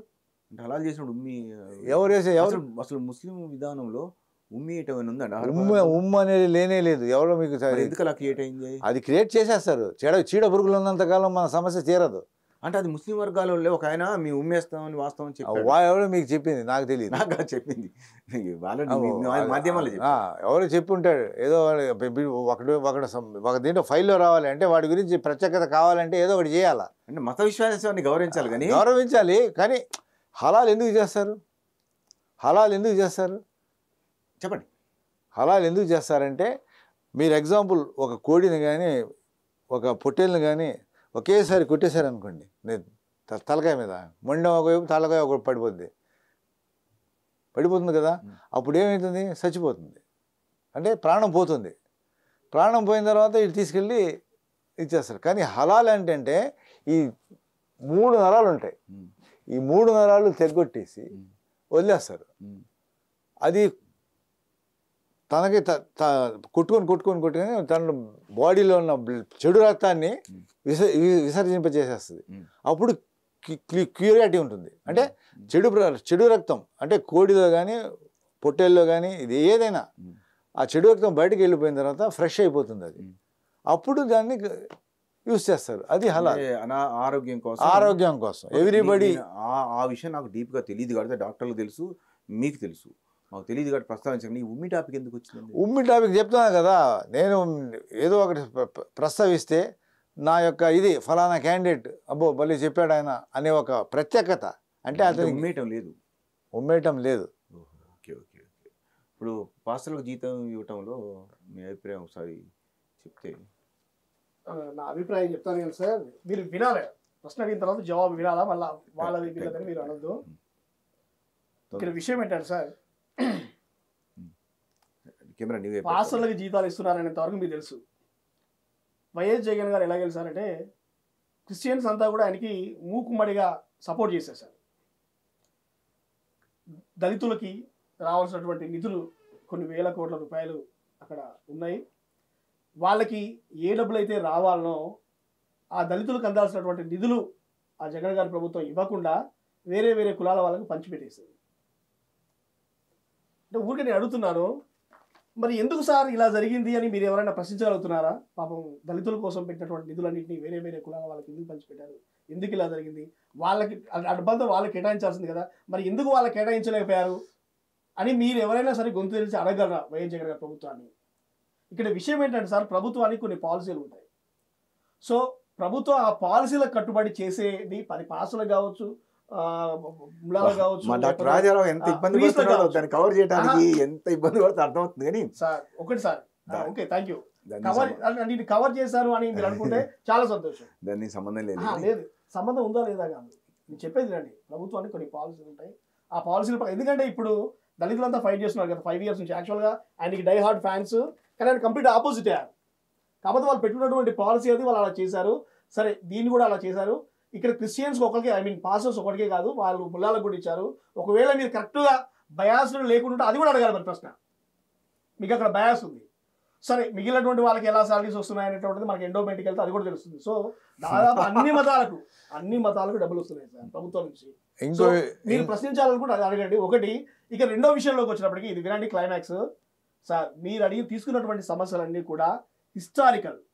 ఇండియాలోకి క్రిస్టియానిటీ ఎందుకు వచ్చింది అనేటటువంటిది అది చారిత్రాత్మక కారణాలు ఉన్నాయి.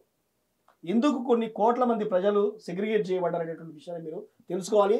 ఆ రూట్స్లోకి వెళ్ళేటటువంటి టైం నాకు లేదని తెలుసు. తర్వాత కొన్ని వందల మంది సైన్యంతో విదేశాల నుంచి వచ్చి మన దేశం పైన ఎందుకు దాడులు చేయగలిగారు, మనల్ని కొన్ని వందల సంవత్సరాల పాటు ఎలా పరిపాలించగలిగారు అనేటువంటిది మీరు వినరు నాకు తెలుసు. మీరు డైలాగ్ ఒకటి పెట్టేస్తారు, అది చెప్పేది వినండి సార్. డైలాగ్ ఒకటి పెట్టేస్తారు, దాని వెనుకున్న స్టోరీ చెప్పాలంటే దీనికి మాకు సంబంధం అంటారు. అంటే మీరు గుడ్డ కాల్చి మీరేస్తాం, ఎంత ట్రై చేస్తున్నా కవర్ చేయడానికి. మీరు గుడ్డ కాల్చి మీరేస్తాం, మీరేస్తారు, మీ సాంగ్ మీరు రావండి, మసి పూస్తారు, అది నువ్వు తుడుచుకో. అది మసి పూయటం నా కర్తవ్యం, తుడుచుకున్నట నీ కర్తవ్యం. పాస్టర్లకు జీతాలు ఇటువంటి మతానికి జీతం ఇచ్చినట్టే ఆ ప్రభుత్వం. అన్ని మతాలకు ఏదో ఒక విధంగా లేదు, అది పొరపాటు. హిందూ దేవాలయాలు ఎండోమెంట్స్ కింద ఉంటాయి. హిందూ దేవాలయ డబ్బు గుళ్ళకు వెళ్తుంది, ఇది ఎండోమెంట్ శాఖ వెళ్తుంది. గుళ్ళ డబ్బులన్నీ సార్ ఎండోమెంట్ ఎవరి అండర్ లో ఉంది? ప్రభుత్వం. మరి అదే చెప్తున్నా, హిందువులు వేసే కానుకలు విరాళాలన్నీ కూడా ఎండోమెంట్ శాఖ అంటే ప్రభుత్వానికి వెళ్తాయి కాబట్టి దాంట్లో జీతాలు ఇస్తారు. క్రిస్టియన్ సంబంధించినటువంటి అన్ని వింట కానీ క్రిస్టియన్ సంబంధించినటువంటి కానీ ముస్లిం సంబంధించిన ఫండ్స్ ఏదైతే ఉన్నాయో అవి ప్రభుత్వ ఖాతాలోకి వెళ్ళవు, మొత్తం ప్రైవేట్గా వస్తాయి. అదనంగా జీతాలు గవర్నమెంట్ ఇస్తారు, గవర్నమెంట్ అదనంగా ఇస్తారు. ఇక్కడ ఒకటి అర్థం కావట్లేదు, ఓటు బ్యాంక్ కోసం మభ్య పెట్టడానికి ఇస్తున్నారనేది రావట్లేదు మీ నోటి నుంచి.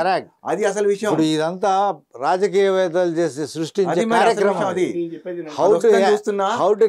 కవర్ చేయడానికి మా డాక్టర్ రాజారావు చాలా ఇబ్బంది పడుతుంది. అది కాదు, ఓటు బ్యాంకు రాజకీయాల కోసం చెప్పేదండి. మన దేశంలో ఇచ్చినట్టు ఇచ్చి ఓటు దొబ్బుతూ 1 లక్షల కోట్లు దొబ్బుతున్నారు. అది నా ఏనుగపోయినా ఎవడు పట్టించుకోడు. కానీ పాపం తిండి లేనాడో 10 రూపాయలు పెట్టి బియ్యం కొనుక్కొని తింటే మాత్రం ఏడిసేస్తారు. మీరండి, లక్షల కోట్ల రూపాయలు ఒక్కడికే దారదత్తం చేస్తామంటే సిగ్గు లేకుండా అన్ని మూసుకొని కూర్చున్నారు. ఇప్పుడు 140 కోట్ల మంది జనాభా ఒక్కడికే 1,00,000 కోట్లు ఎట్లా పెడతారా, చెత్తనా కొడగలరా అని అడిగేటటువంటి దమ్ము లేదు. కానీ పాపం పేదోడు తినడానికి తిండి లేదు, వాడికి 10 రూపాయలు ఇస్తే ఇక రోజు విడిపోయినాయి.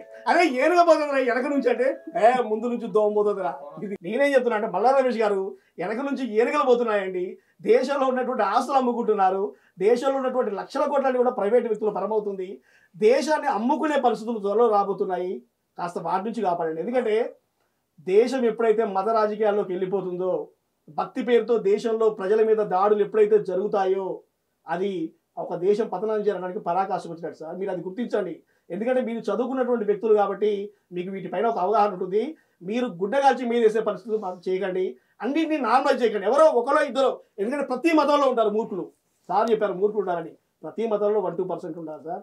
వాళ్ళని పెట్టి మిగిలిన వాళ్ళందరినీ ఎలా ధ్వంసం చేద్దామా అనేటువంటి పరిస్థితులు మీరు క్రియేట్ చేయకండి. ఆ కంగనా రన్ అవుతున్నటువంటి హీరోయిన్ ఏం చెప్పిందంటే 2014లో నాకు స్వతంత్రం వచ్చింది మన దేశానికి అని చెప్పిందామా.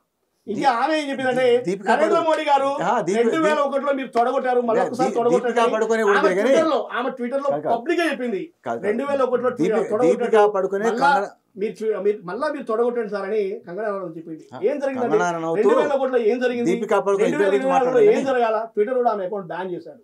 అది చారిత్రాత్మక సత్యం. అంటే అలాంటి దాడులు జరగాలి, హింసలు జరగాలని కొంతమంది బయలుదేరి వాళ్ళ స్వప్రయోజనాల కోసం దేశాన్ని సర్వనాశనం చేయడానికి ఏదో ఒక జెండా పట్టుకుంటున్నారు.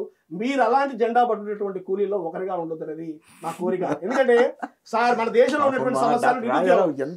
మల్లా రమేష్ గారు వినండి, చేసే ప్రయత్నం వినండి, మన దేశంలో ఉన్నటువంటి సమస్య నిరుద్యోగం. నిరుద్యోగం పైన పోరాటం, ఆకలి చావులు, ఆకలి చావుల కోసం ఫైట్ చేయండి. నిరుద్యోగము ఆకలి చావులు, కొన్ని కోట్ల మంది రోజు చచ్చిపోతున్నారు సరైన తిండి లేక. వాళ్ళ కోసం దరిద్రం, పేదరికం ఉంది సార్, వాటి కోసం ఫైట్ చేయండి. చైనా కూడా మన దేశాన్ని ఆక్రమిస్తున్నారు సార్. మీరు ఇంకా మభ్యపెట్టే పరిస్థితి నిజం జరుగుతుంది. ఓహో, అది జరుగుతుంది. చైనా ప్రస్తావన మీ నోటి నుంచి రావటం అంటే అది గ్రేటే సార్. దేశభక్తి వాళ్ళు నేను చెప్పేది సార్, దేశభక్తి ప్రజలకు తెలియాలి కదా. ఇప్పటికిప్పుడు నేను ప్రారంభ పెట్టడానికి సిద్ధంగా ఉన్నాను సార్. రండి సార్, మీరు ఎవరితో రండి, పోదాం మనం. Let's go and fight. లేదు దేశం కోసం మీ దగ్గర నా భక్తి నిరూపి, కానీ సందర్భం వచ్చినప్పుడు తెలుస్తుంది. ఎవడెవడలో ఎంత ఉంటుందో సందర్భం వచ్చినప్పుడు తెలుస్తుంది. ఇప్పుడు దేశం కోసం ఎంతమంది చనిపోయారో, అందులో ముస్లింస్ ఎంతమందిలో అవన్నీ వ్యతిరేకించాలి. ఇక్కడ నా సినిమాలు వచ్చింది ఏంటంటే దేశాన్ని ప్రేమించాలి అనే ప్రస్తావన, దేశాన్ని అంతే తప్ప. మీరు దేశభక్తి అంటే మీకు తెలుసా, మీకు విషయం తెలుసా, ఇందులో నటించిన వాళ్ళు ఎక్కువ ముస్లిమ్స్ ఉన్నారు. కో డైరెక్టర్ అమీర్ ఖజ్రానీ, హీజ్ ముస్లిం. అతనే ఇన్వాల్వ్ అయ్యి కథని నచ్చి ఎక్కువ పనిచేశాడు, చాలా యాక్టివ్గా పనిచేశాడు. తర్వాత క్లైమాక్స్ అయిపోగానే అక్కడ నటించే ముస్లిమ్స్ దగ్గరకు వచ్చి చాలా బాగా మాకు డైలాగులు పెట్టారు సార్, చాలా సంతోషంగా ఉంది, ఇప్పటివరకు మేము ఒకలాగా అనుకున్నాం, మీ సినిమా డైలాగులు చూసాక మాకు చాలా గర్వం అనిపించింది అన్నారు. అంటే నేను ఎంతగా తీసుకొచ్చుంటా, నా గురించి తెలిసిన వారు ఎవరైనా సరే నేను సినిమాని ర్యాంక్ ట్రాక్లో తీసుకెళ్తాను అనుకోరు. మా నమ్మకం కూడా అదే సార్. మేము ఏమంటున్నామంటే మీరు చరిత్రని చదివి ఒక మంచి స్క్రిప్ట్ రాసారనేటువంటిది నేను బలంగా నమ్ముతున్నాను సార్. అందుకని ఎప్పటికైనా, లేకపోతే ఖచ్చితంగా మీరు పర్యవసనాలు చూడాల్సి వస్తుంది. ఎందుకంటే కృష్ణవంశీ గారి సినిమా తీసి చాలా సంవత్సరాల పాటు, చాలా రోజుల పాటు దాక్కున్నాడు అనేటువంటిది మనం ఆయన ఇంటర్వ్యూలో విన్నాం. సో అలాంటి పరిస్థితులు మీకు రాకూడదు. ఎందుకంటే ఇవి చాలా సున్నితమైనటువంటి అంశాలు. మతాలు, కులాలు, రిజర్వేషన్లు, మీరు పట్టుకున్న ప్రతి రిజర్వేషన్ టాపిక్ వచ్చింది ఒకటి. నా సినిమాలో రిజర్వేషన్ ప్రోమోలో చూసాక ట్రైలర్లో, అది అగ్రకులంలో పేదవాళ్ళు ఉంటారు, మెరిట్ ఉన్నా కూడా ఉద్యోగం రాదు అనేది వాస్తవం. అది ఒప్పుకోవాలి మనం. రిజర్వేషన్లు అవసరమే కావచ్చు, కానీ రిజర్వేషన్లని పెంచడం అనేది అంబేద్కర్ గారు మహనీయుడు ఒక మంచి ఉద్దేశంతో రిజర్వేషన్లు ప్రతిపాదించి ఆ రిజర్వేషన్లు ప్రవేశపెట్టిస్తే దాన్ని వీళ్ళు ఏం చేశారు, దుర్వినియోగం చేసుకుంటూ, ఎక్స్టెన్షన్ చేసుకుంటూ, దుర్వినియోగం చేసుకుంటూ దాన్ని సరైన వాళ్ళకంటే ఇప్పుడు ఒకసారి 2-3 సార్లు రిజర్వేషన్ పొందారు, వాళ్ళకు ఎందుకు రిజర్వేషను? ఐఏఎస్ ఐపీఎస్లు ఉన్నారు, మంత్రులు ఎమ్మెల్యేలు ఉన్నారు, వాళ్ళకి ఎందుకు రిజర్వేషను? అలాంటి వారికి కాకుండా అదే వర్గంలో ఉన్నటువంటి మిగతా వాళ్ళకి రిజర్వేషన్ ఇచ్చినట్టయితే మంచి జరుగుతుందనేది ఒక అభిప్రాయం. ఆ అభిప్రాయాన్ని ప్రస్తావించారు, రిజర్వేషన్ విషయంలో ప్రస్తావించాను. ఇక్కడ అగ్రకులంలో ఉన్న పేదవారికి రిజర్వేషను అవసరము అనేది నేను ప్రస్తావించాను. రిజర్వేషన్ అంటే నిరుద్యోగం అంటే ఏంటంటే ఆ ప్రస్తావన తెచ్చాను. నిరుద్యోగులకు ఉద్యోగాలకు ఇబ్బంది పడుతున్నారు అనే ప్రస్తావన వచ్చింది. రాజకీయ నాయకులు వీళ్ళని ఓట్ల కోసం వాడుకుంటున్న ప్రస్తావన వచ్చింది. ఇన్ని ప్రస్తావనలు వచ్చినా కూడా నా సినిమాలో ఒక కథ ఉంది. కథ నేను చెప్పలేదు, అసలు కథ వేరే ఉంది.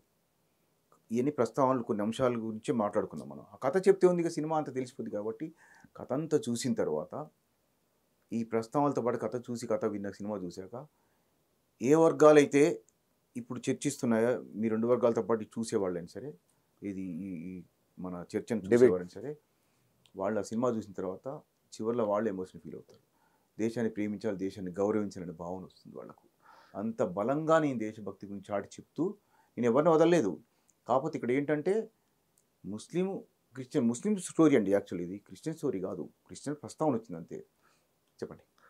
మీరు చెప్పినట్టు సార్, మీరు చెప్పింది కరెక్టే. ఇప్పుడు మీ సినిమాలో అందరూ ముస్లిమ్సే అన్నారు. అందరు కాదు, 50% అనుకోండి. ముఖ్యమైన రూల్స్ అన్నారు. యాక్చువల్గా ముస్లిం నటించకూడదు. అయినా మీ సినిమాలో నటించారంటే మీరు తీసిన స్క్రిప్ట్ నచ్చి, మీరు రాసిన కథ నచ్చి వాళ్ళు అగ్రీ అయ్యి చేశారు. నచ్చింది కాబట్టే చేశారు.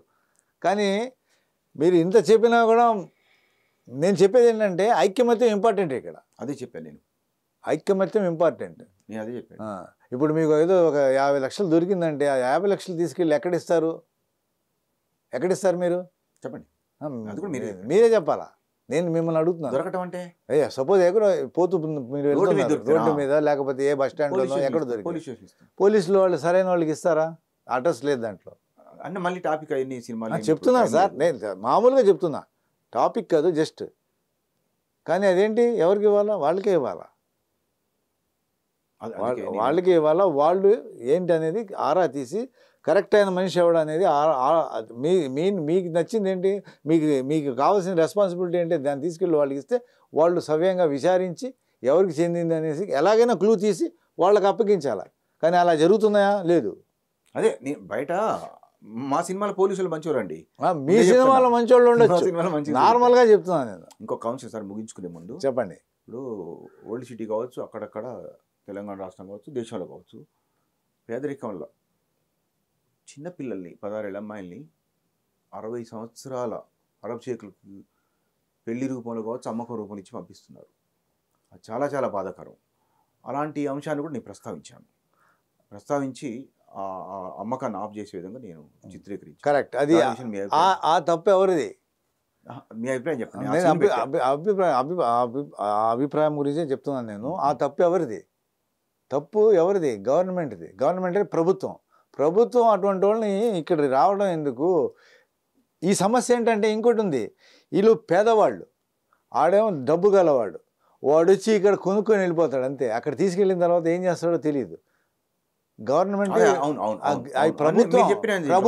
ప్రభుత్వం రెస్పాన్సిబిలిటీ దీనికి. మీరు చెప్పిన దీంట్లో ఉన్నాయి. వాడు కాదు, వాడేమో ఎంజాయ్ చేసి వెళ్ళిపోతాడు, వాడు అక్కడ తీసుకెళ్ళి ఏం చేస్తాడో తెలియదు.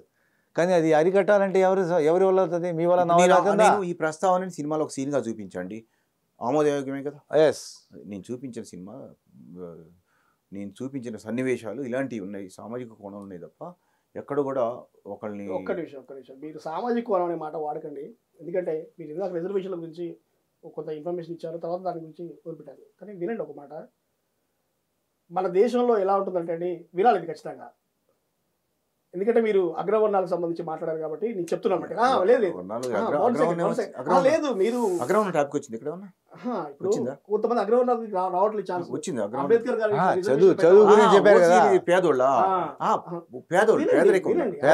అదే సార్ నేను చెప్పేది. Okay good. పేదరికం గురించి మాట్లాడుతూ సరే, నరేంద్ర మోడీ గారు వాళ్ళకు కూడా రిజర్వేషన్ ఇచ్చారు, సరే అది వేరే విషయం, వదిలిపెట్టండి. కానీ ఇక్కడ ప్రోపగండా ఎలా జరుగుతుంది అంటే ఒక ఎగ్జాంపుల్ చెప్తాను. కోవిడ్ టైంలో ఒక బ్రాహ్మణ్ పూజారి రోడ్ల మీద కూర్చోడుకుంటున్నాడు, మంచిగా డ్రెస్ వేసుకున్నాడు, white dress top to bottom వేసుకుని ఆయన అడుక్కుంటూ ఉన్నాడు. ఆయన అడుక్కుంటూ ఉంటే మన తెలుగు సినిమా ఇండస్ట్రీ మొత్తం కదిలొచ్చి ఆయన సాయం చేశారు. యాక్చువల్గా మన దేశంలో చాలామంది అడుక్కునే వాళ్ళు ఉన్నారు, లక్షల్లోనే ఉన్నారు. ఇంతమంది ఇంత అడుక్కుంటున్నా కూడా ఎవడూ స్పందించలేదు. ఒక అగ్రవర్ణానికి చెందినటువంటి వ్యక్తి వైట్ డ్రెస్ వేసుకుని అట్లా మంచి కనపడి అడుక్కునేటప్పటికీ అరే మన దేశం ఏమైపోతుందిరా అని చెప్పి వెంటనే ఆయన సాయం చేశారు. సరే, ఆయన బతుకు పంచిపడింది. అంటే ఇక్కడ మన దేశంలో ఎలా ఉందంటే అడుక్కోవాలంటే ఎవడో లోయర్ క్యాస్ట్ అడుక్కోవాలి, అంటే he meant for that, he Born for that. కానీ ఒక ఉన్నత వర్గాల కూడా ఒక్కడికి ఉద్యోగం రాకపోయినా, ఒక్కడికి అడుక్కున్నా కూడా మన ఊకం, వెంటనే వాడికి ఏదో ఒకటి చేసి సపోర్ట్ చేసేయాలి.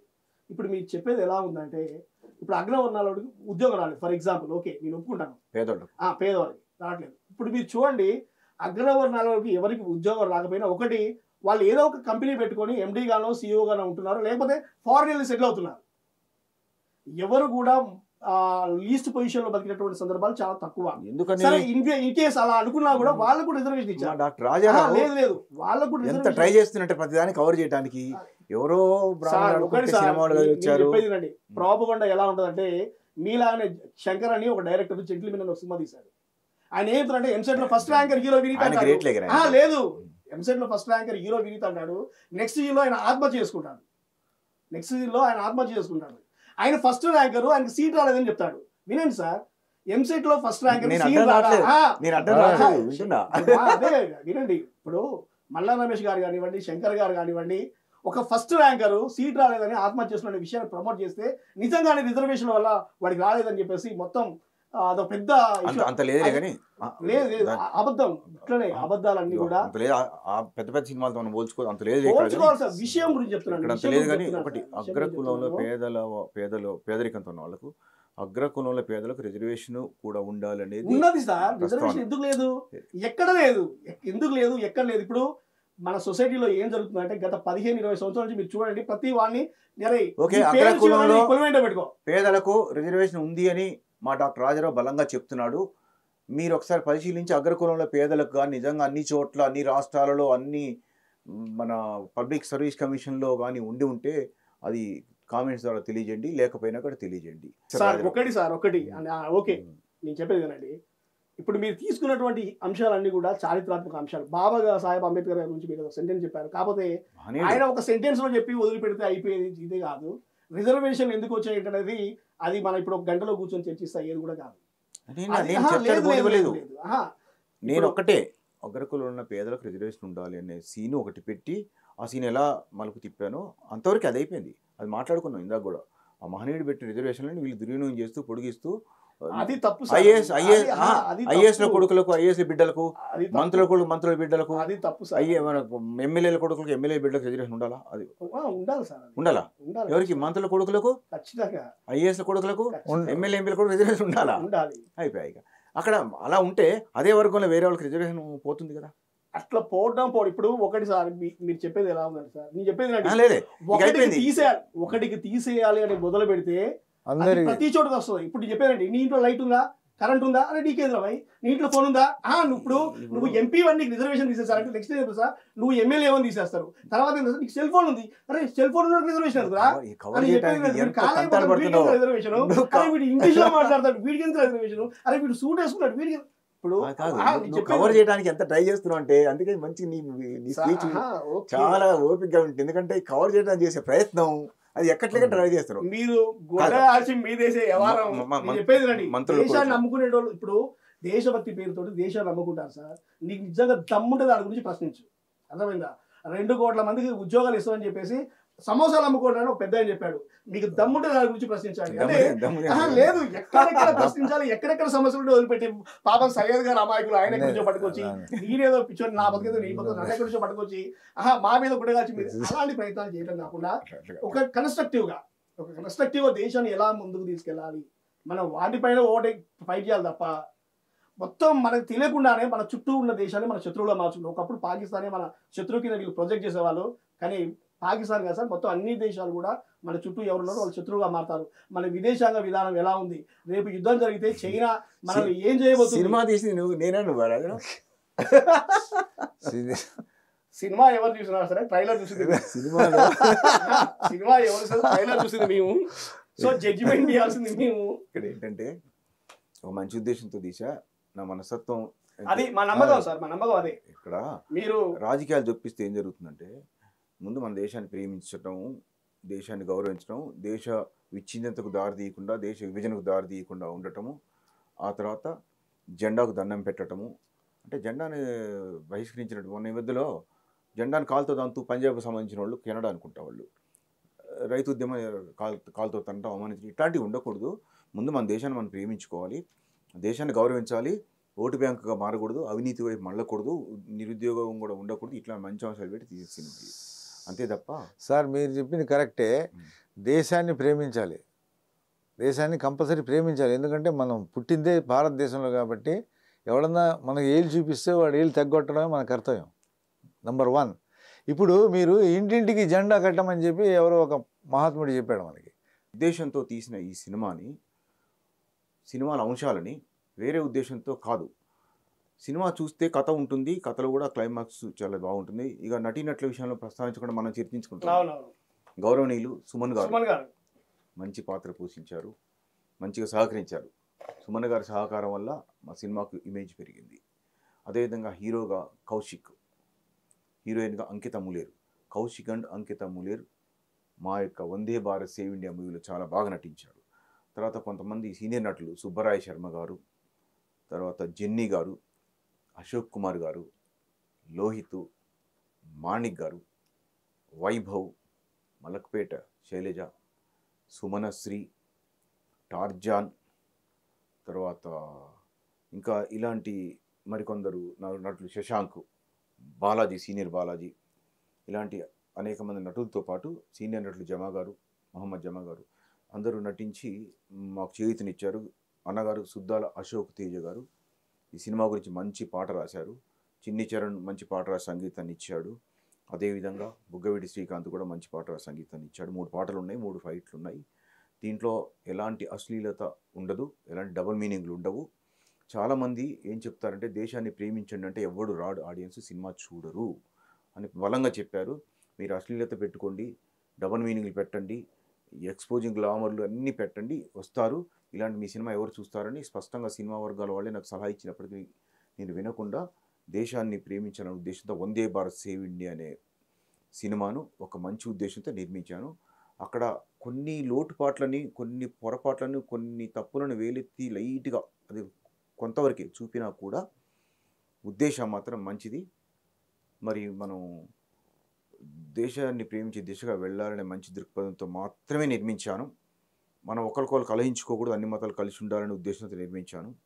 ఏ కులమైనా ఏ మతమైనా దేశ రక్షణే మన ధ్యేయం అనే నినాదంతో పాటు ముస్లిం నినాదం అయినటువంటి హుబుల్ వతన్ మినల్ ఇమాన్ అనే నినాదాన్ని కూడా జోడించి మంచి ఉద్దేశం తీశాను. కాబట్టి అందుకు సంబంధించి ఇదే భావన, ఇలాంటి భావనతో తీసి ఇలాంటి రిజల్ట్ని ఇస్తే అందుకు మీకు మీ ఇద్దరికి ఆమోదం కాదు. నాకు మీ అభిప్రాయంతో నేను ఏకీభవిస్తున్నాను. ఇంకోటి ఏంటంటే టాపిక్ ముగిస్తుంది. మన యొక్క ఇది యూనిటీ ఉంటేనే సార్, యూనిటీ ఉంటే ఎవ్రీథింగ్ పాసిబుల్. అంటే ప్రతిదీ మనకి సహకరిస్తుంది. యూనిటీ లేకపోతే ఎవరికి వాళ్ళు యూనిటీ ఉండాలని నేను తీశాను. కొన్ని అంశాలు ప్రస్తావించాను, అంశాలు మీ ముందు పెట్టాను, మీరు భిన్నాభిప్రాయాలు కూడా వ్యక్తం చేశారు. బట్ ఏదైనా అల్టిమేట్గా ఏంటంటే అన్ని మతాలు కలిసి ఉండాలి, దేశాన్ని ప్రేమించాలి. సినిమా విజయవంతం కావాలని కోరుకుంటున్నాము. ఎటువంటి మనస్పర్ధలకి ఈ సినిమా తావికూడదని మనస్ఫూర్తిగా కోరుకుంటున్నాము. థ్యాంక్ యూ రహమాన్ గారు, థ్యాంక్ యూ డాక్టర్ రాజారావు.